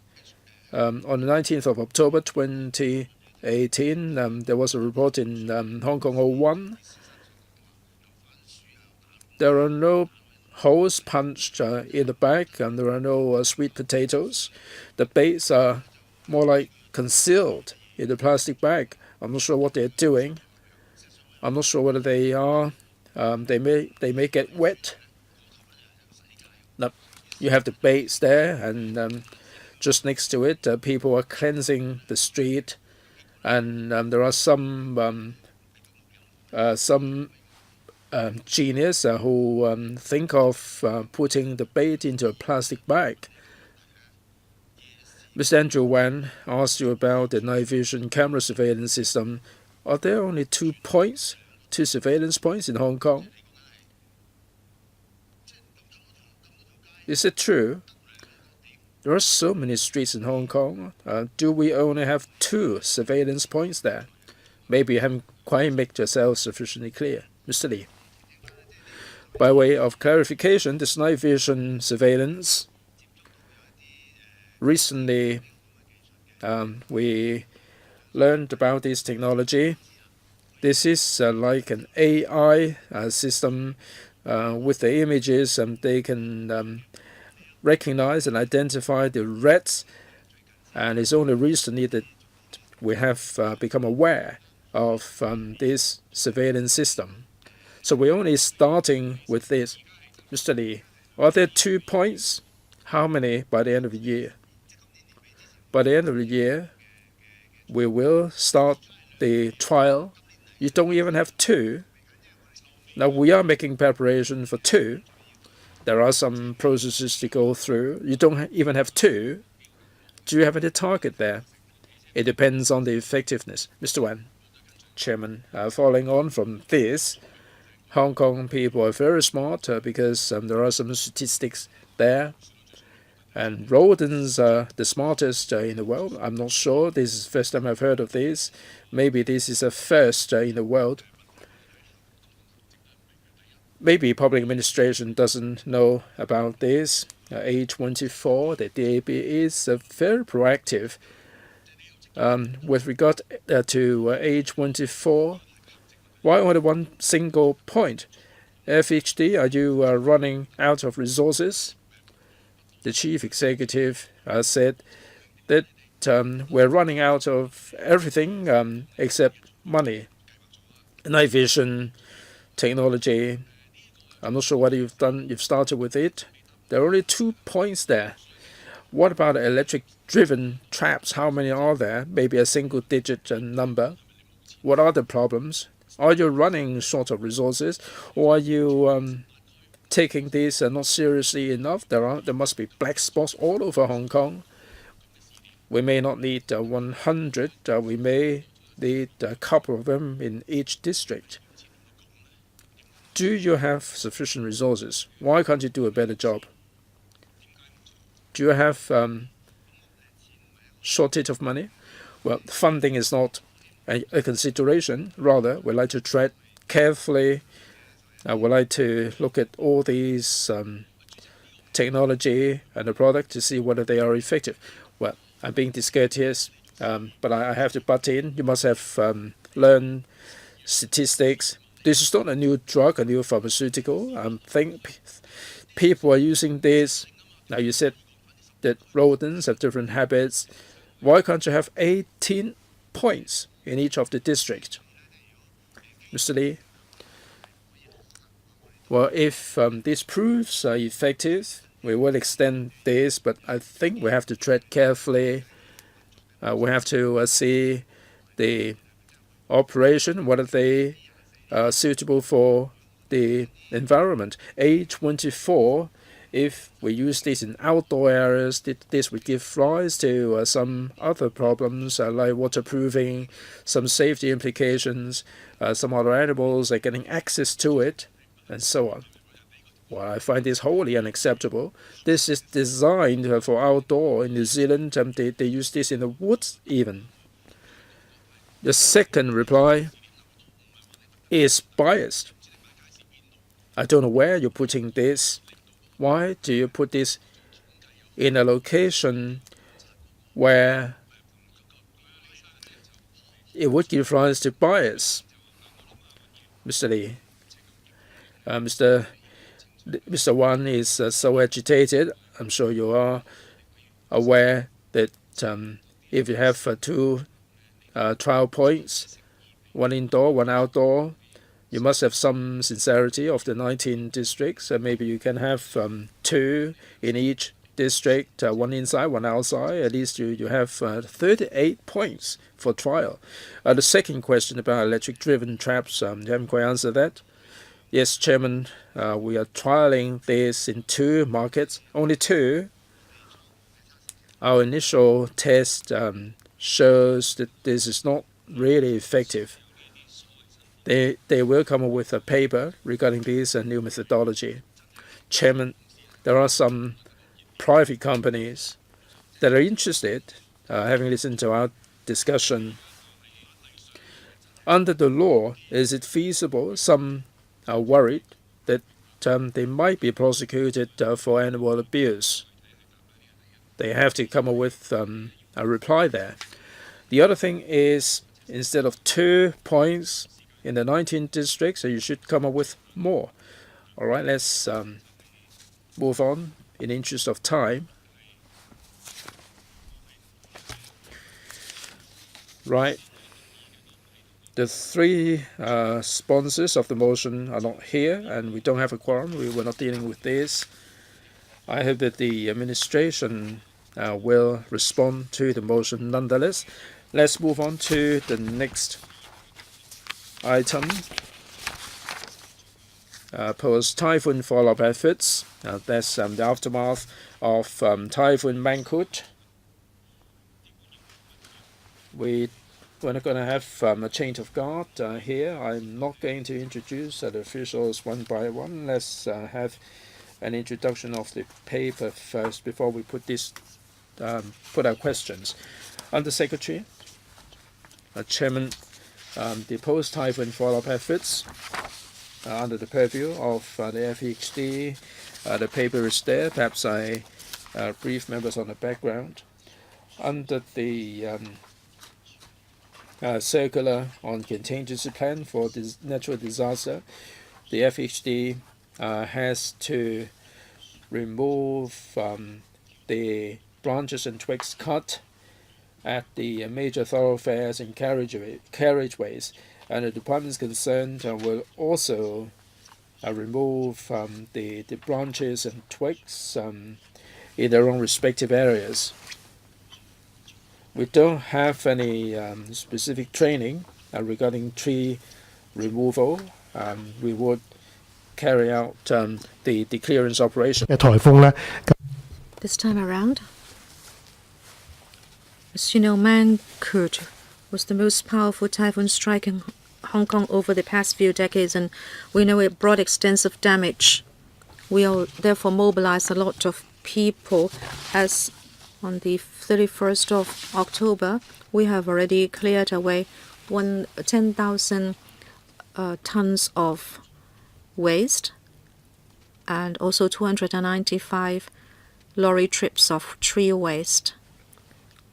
We are still doing the clearance work, and then we will take a review how work should be distributed in future instances. About the rodent problem, Hong Kong people are still very concerned, and the DAB has a motion. And just now I wrote a memo to the clerk. I said there is a meeting going on next door, and I must go back. And I said if you were going to move the motion, I could come back immediately. Miss Chang, it's like this. I mentioned many times, before we had a second round, I already said to members that we had to do two things. One, we need to maintain a quorum. I already said so. I allowed members a second round, and then all three of you were not there, and we did not have a quorum. But your motion has been handed over to the officials, and I said they should reply to it. This is what has been minuted, so don't worry. They would need to reply to your motion. That is the motion by the 3 DAB members. I don't think anyone would object to your motion if it was put to a vote. The discussion over the past hour or so showed that everybody would agree to that motion, but procedurally that was not possible. Unless a member would ask for a quorum count. I already said so, and nobody asked for it. Okay, I was just next door. I was in room 2, and I said that if you would move the motion, just call me to come back. And then now, okay, you made the decision. I will respect you, but you should respect me as well. I hope you will allow me to read out the motion. Sarah, we are now at the second agenda item for discussion. Sorry, we have already started. The official has already introduced the paper. I'm not going to allow you to read out the motion because now we have started the second discussion item. But everybody has been given a copy of your motion. Is that right? Undersecretary, you have a copy, right? Is there anything you're not clear about? Is there anything you'd like to clarify regarding the motion moved by Wilson Orr, Ann Chang, and Elizabeth Quat? Right. Okay, now it's time for members' questions. Mr. Shu Kai-chun, 4 minutes each. Thank you, Chair.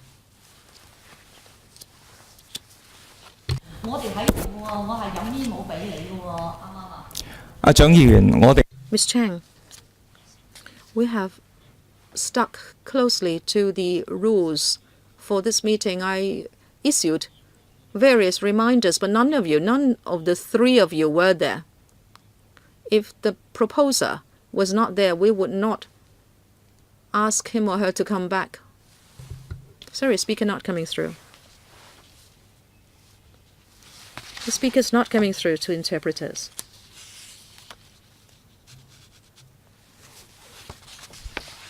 The clerk, can you please explain on my behalf?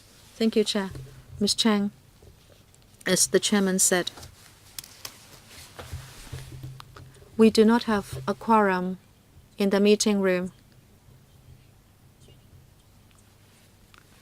But some members or the chairman would have to order or request us to ring the bell. Sorry, speaker not coming through.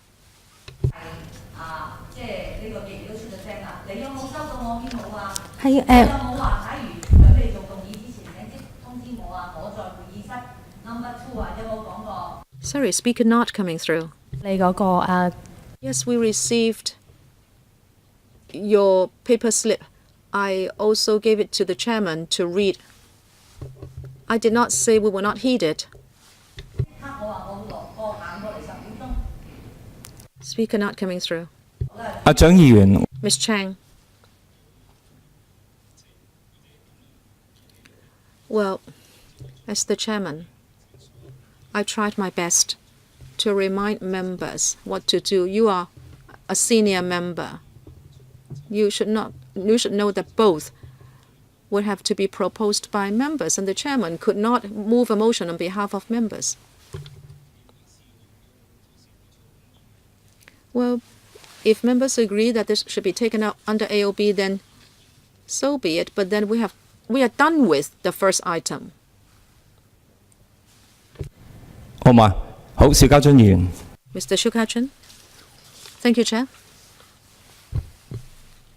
We are talking about post-typhoon follow-up efforts, and I know we are particularly talking about Mangkhut. Well, it was surveyed that 50% of cleaners did not provide training in outdoor dangerous work. And it was said that not even water boots and necessary cleansing agents were not provided. If I could look at the FC budget questions, in 2018-19, the FEHD issued 979 non-performance warnings.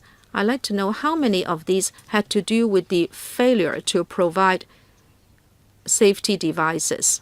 That is out of 979.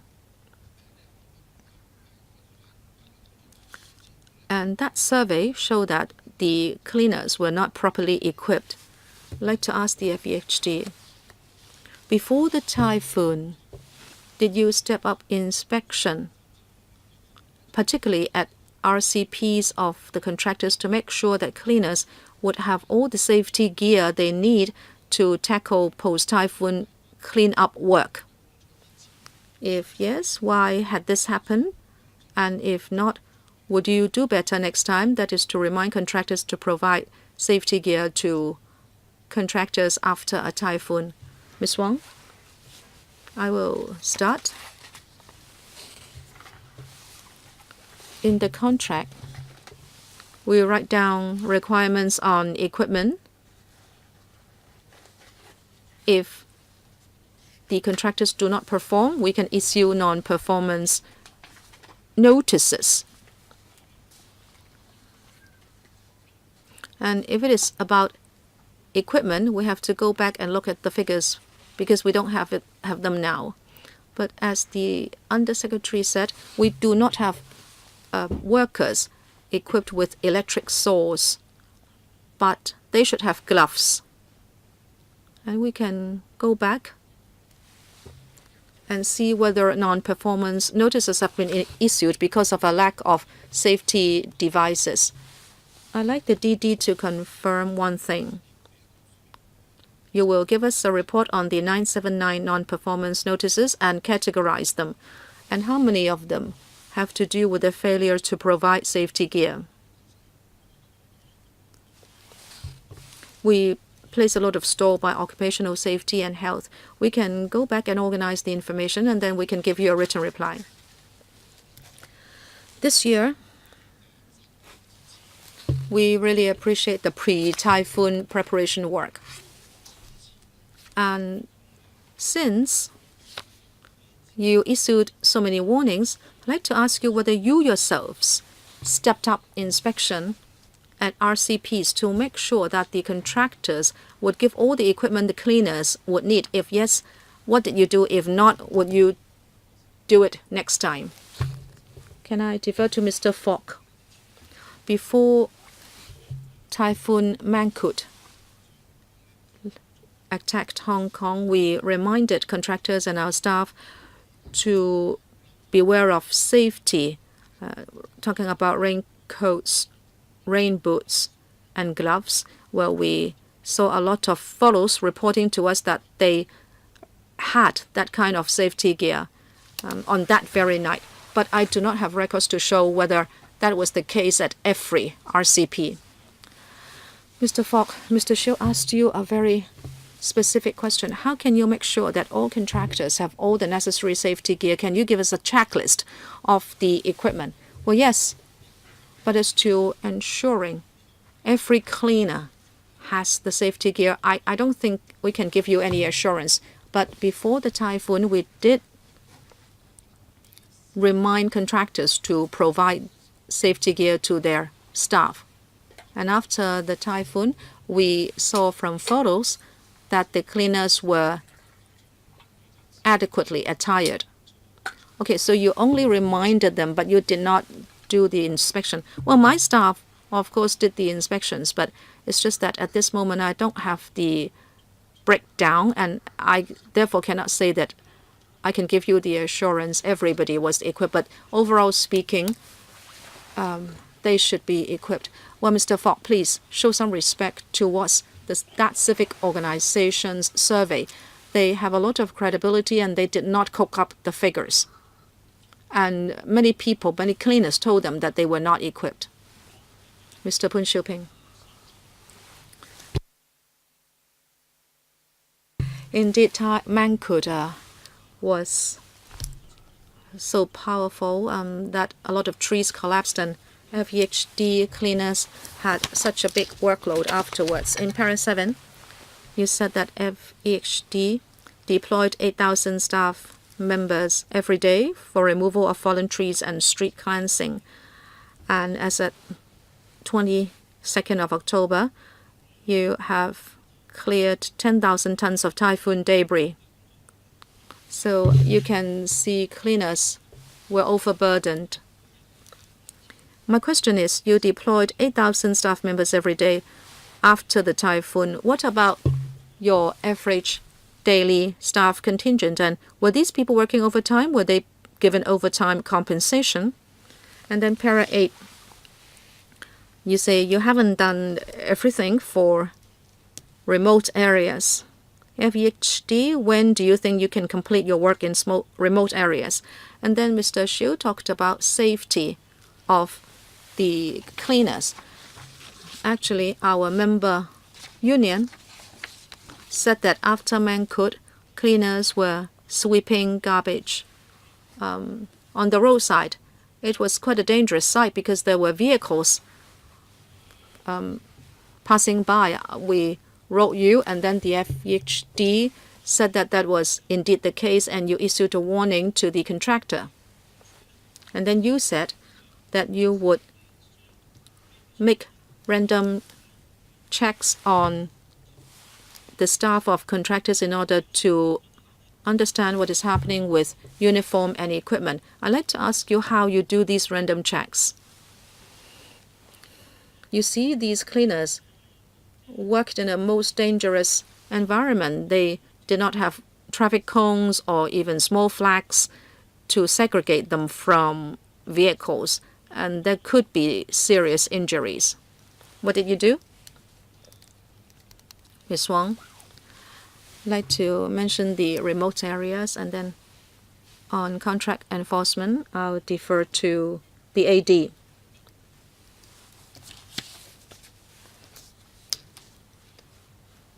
The superintendents have been working hard and they cooperated with HAD.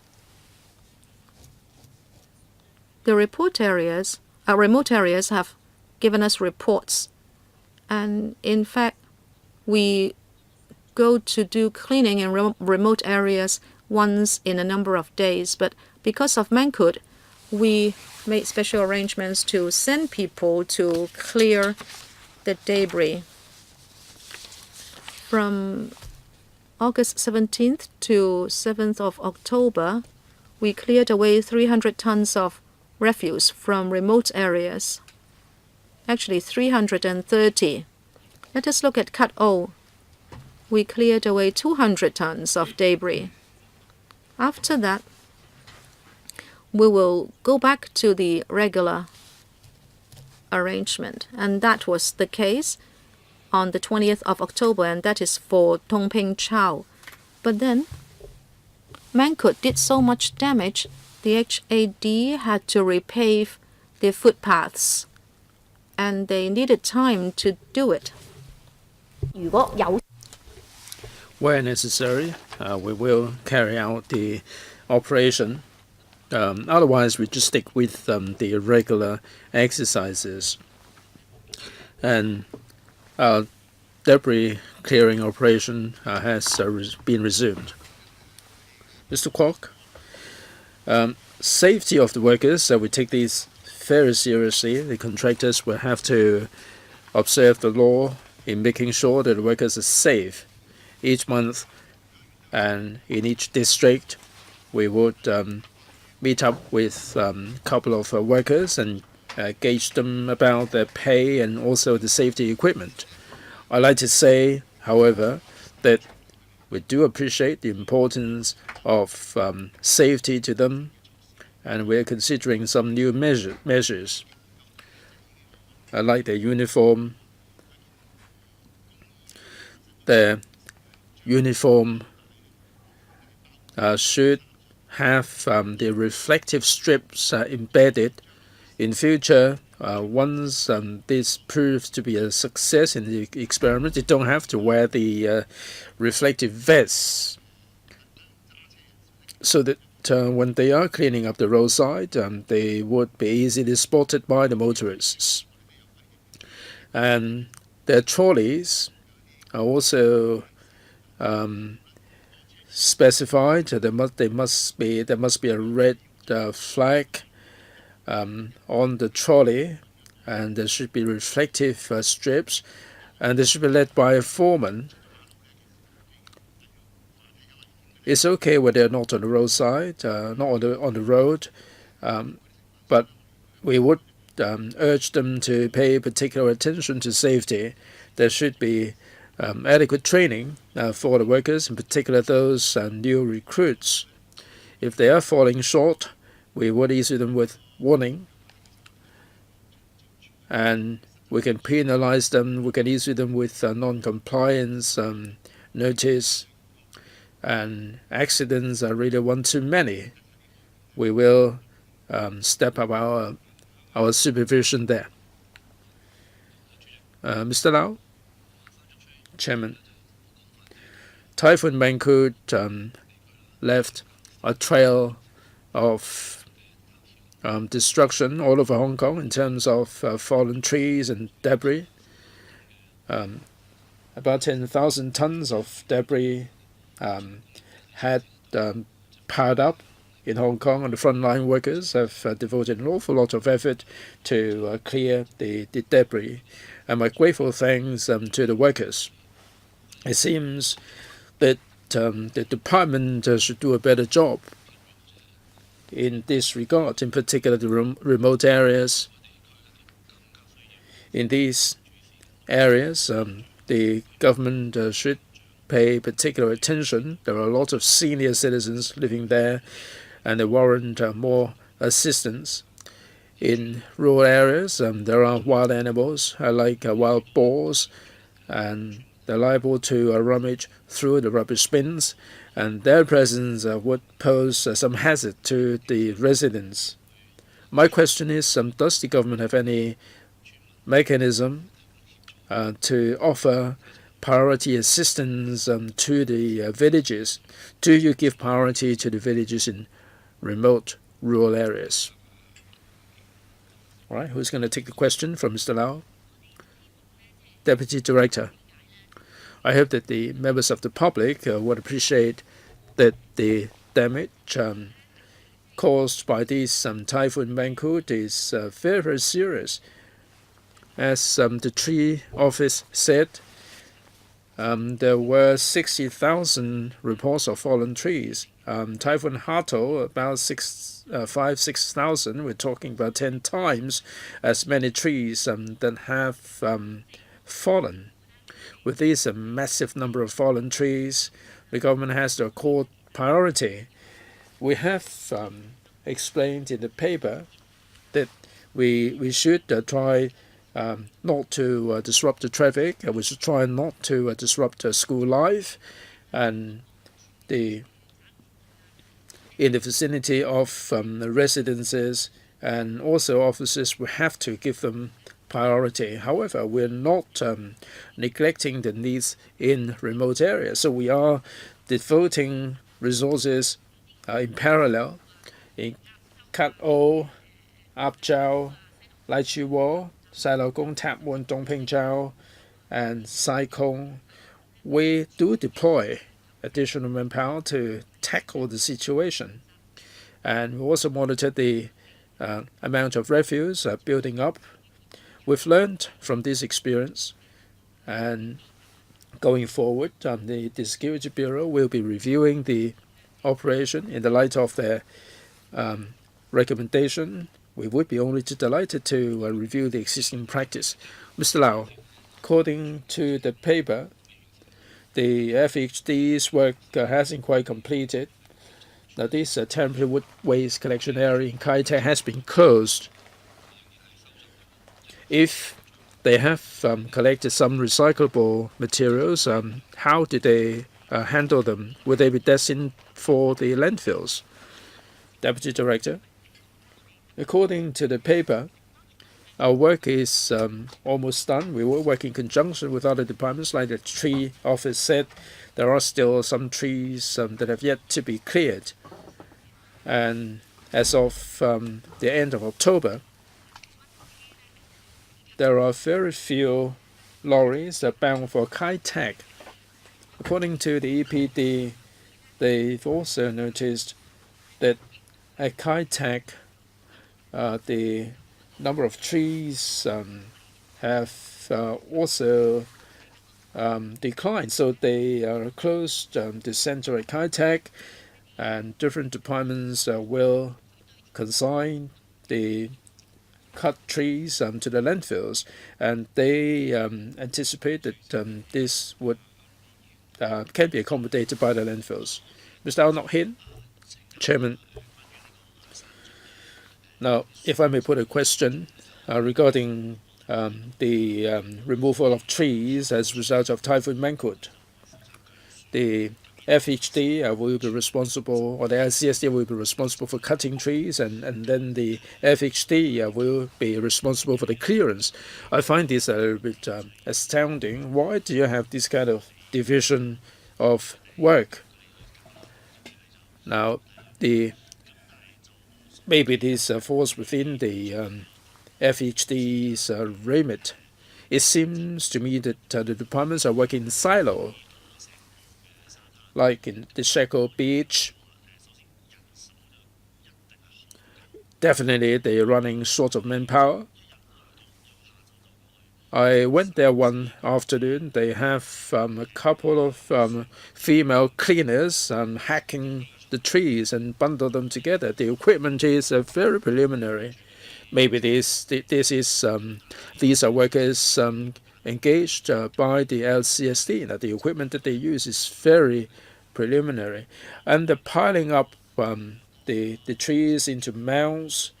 And they told me that the FHD is not conveying the waste away.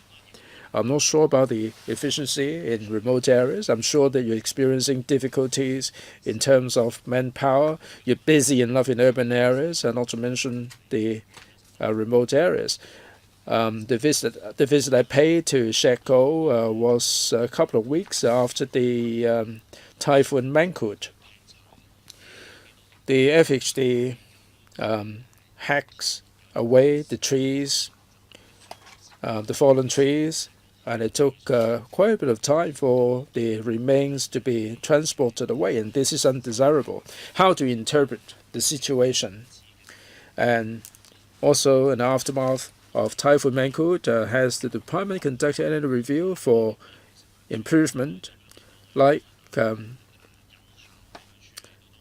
how can you utilize your manpower in the most efficient way? At the very beginning, you must have devoted all the manpower, and people are working flat out to cope with the situation. But after a while, after the main thoroughfares have been cleared, there are still some minor roads that are still clogged with the debris. There are some slopes that have trees strewn around all over the place, and things are leaving something to be desired. And there are still some slopes that have not been cleared. I can attribute this entirely to the FHD, but do you have any review? Will you conduct any review? DD? Indeed, there is a review. Shekel, if you notice, at the very beginning, the SMP ran a report. The LCSD said that the refuse will be cleared, and we do not make any distinction between our remits. Talking about the division of labor, the member is right. Historically, we do have a circular regarding the division of work that we did have the municipal council era. This is how I see it from the operational point of view. The department that is cutting the trees should also be responsible for the clearance, and that would be more cost effective and efficient. But different departments are doing just that. They cut the trees, they clear the trees, but for historical reasons, the LCSD would cut and clear the trees. But in urban areas, the LCSD would do the cutting, and the FHD would be doing the removal. There is a time lag. They give the notification. Some other department would take over from it. But we don't make any distinction between the departments in terms of work. We have added some vehicles, and in NT we're working in conjunction with the LCSD without any distinction, and we do liaise with the Security Bureau, and through the mechanism we heard from one another to see what is the best possible way to deal with the situation and to accord priority next time around. It doesn't matter which department is spearheading it. It's a question of value for money. Right, perhaps we should extend the meeting by 15 minutes. I still have some questions. If members would like to have another go for the second round, I'll accommodate that. And under AOB, Madam or Dr. Ann Cheung would like to read out her motion that wasn't handled before. I heard from the FHD that all the staff members are properly equipped. My experience is that I saw female workers who tried to hack the trees with her home kitchen chopper. I asked her about it, and she says she doesn't have any equipment. Now that's in urban areas. The debris has to be cleared, and she's going there, taking her chopper to the tree. If you have time, you might wish to log on to Facebook, and there are so many examples there. And these workers, they come armed with their own chopper from home. Now, DD, you probably didn't hear anything on that day. My question is, now you said they have the proper equipment. Can you give us an inventory? Now, all this work is farmed out to the workers, to the private sector. What is the equipment that the contractors have for this outdoor work? Will you do the counting, give us an inventory? And second, if you want to find out about things, you should not approach the foreman. You should instead approach the frontline workers or the male and female workers. How many workers have you approached for the survey? And also, most disastrous was they don't have any equipment, they don't have any chainsaws for the purpose. 康文署冇咩 I know the LCSD, the FEHD, and the AFCD, and the EPD. None of you had that equipment. So, are you going to make preparations now? And which department will be spearheading the effort? Don't be passing the buck again. And as you know, we are more prone to extreme weather, and certainly these super typhoons will visit again. If you already have a contingency plan, can you show it to us? If not, can you not have a paper for us after the meeting, and that is after Mangkut? What do you propose to do specifically for each district? And what will you be requiring contractors to do? Last but not least, when are you going to kickstart that procedure? How many days before you expect a super typhoon to visit Hong Kong? Ms. Wong, thank you, Chair. Some of the questions have to do with the review. The Security Bureau will have a detailed discussion with departments. I'm sure they will give electrical report when they have the information. I think you are talking about the wood crusher. We have looked at that and whether there is supply in the market. The LCSD looks after a great number of trees, so they have a small number of wood crushers. Some departments rented 1 or 2 crushers to try out, and they would have to think about the road situation. If these were to be used on road surfaces, well, there would be vehicular traffic, there would be noise and dust. So is it that you're not going to procure any? Let me continue. Actually, the EPD has procured some industrial wood crushers, and that is placed in the NT North landfill. They will try to use it. So departments have an open mind towards this. How many will you be purchasing in totality, and will you be able to give us figures, say how many frontline cleaners you interviewed? And that is whether they had safety equipment. I can't tell you now. Is it that you asked none? What are you talking about? If you had not asked frontline staff whether they had the equipment, what kind of equipment are you talking about? Gloves and the saws? No, we said we would go back and then we could give you a written reply. So you don't have the figures with you? No, we don't. Mr. Fogg, any supplement? We do not require FEHD workers to use particular tools. Normally speaking, they do not need to use a saw.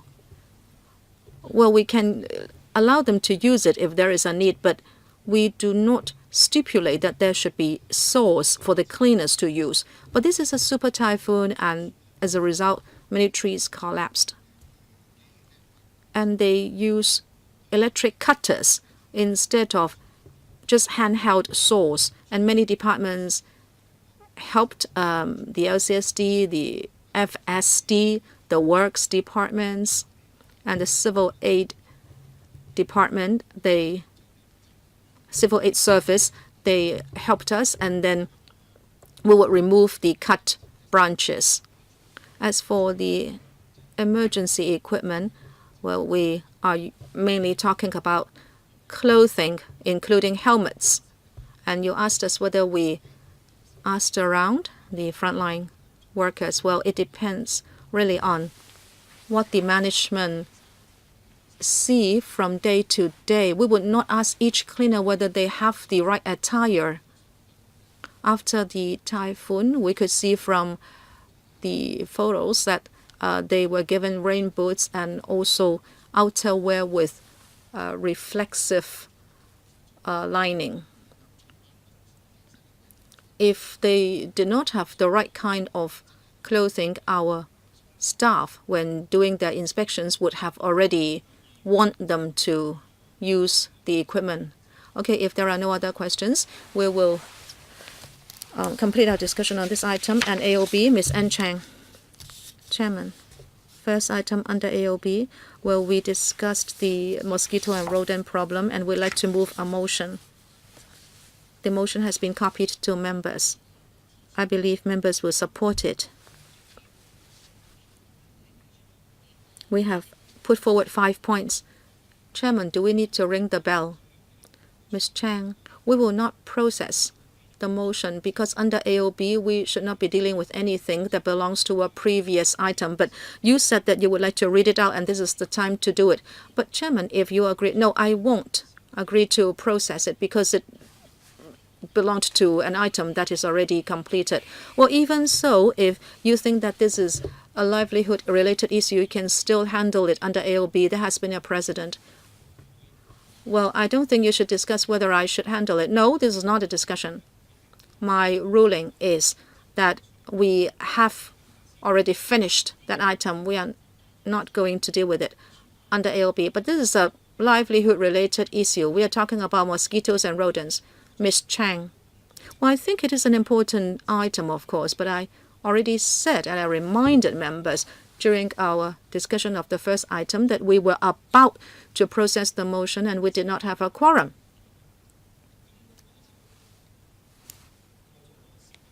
But the time has passed and we started the second item and we are not going to revisit the first item.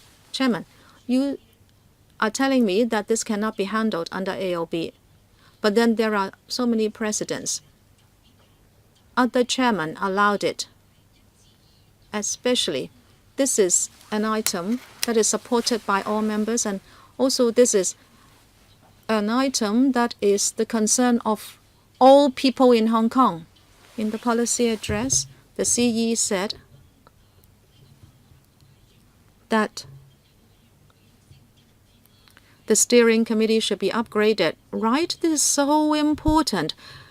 So much work is going to be done. Why don't you allow me to move the motion? You are chairing the panel for the first time. I hope you will be fair and just. I don't like you, you know, and you don't like me, I know. But this is a topic close to the hearts of the people. Ms. Chang, you have made your point. I'm not going to discriminate against any member. I will read it out again. From the Chairman's Manual 3.4.6, Chairman under AOB should not allow any motions to be moved. This is in the Chairman's Manual. This is not a new item, Chairman. Well, this is under AOB or new items under AOB.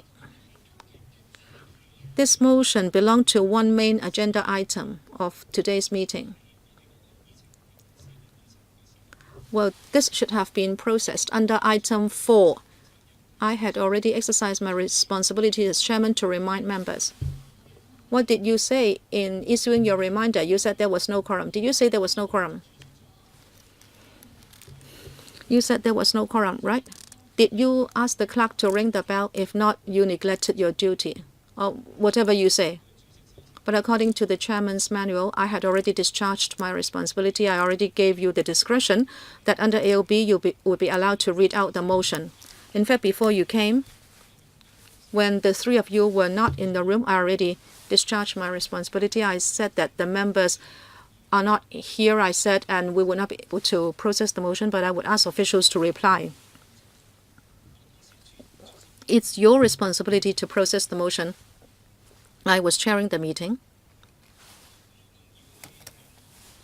Okay, if there is nothing under AOB, the meeting is adjourned.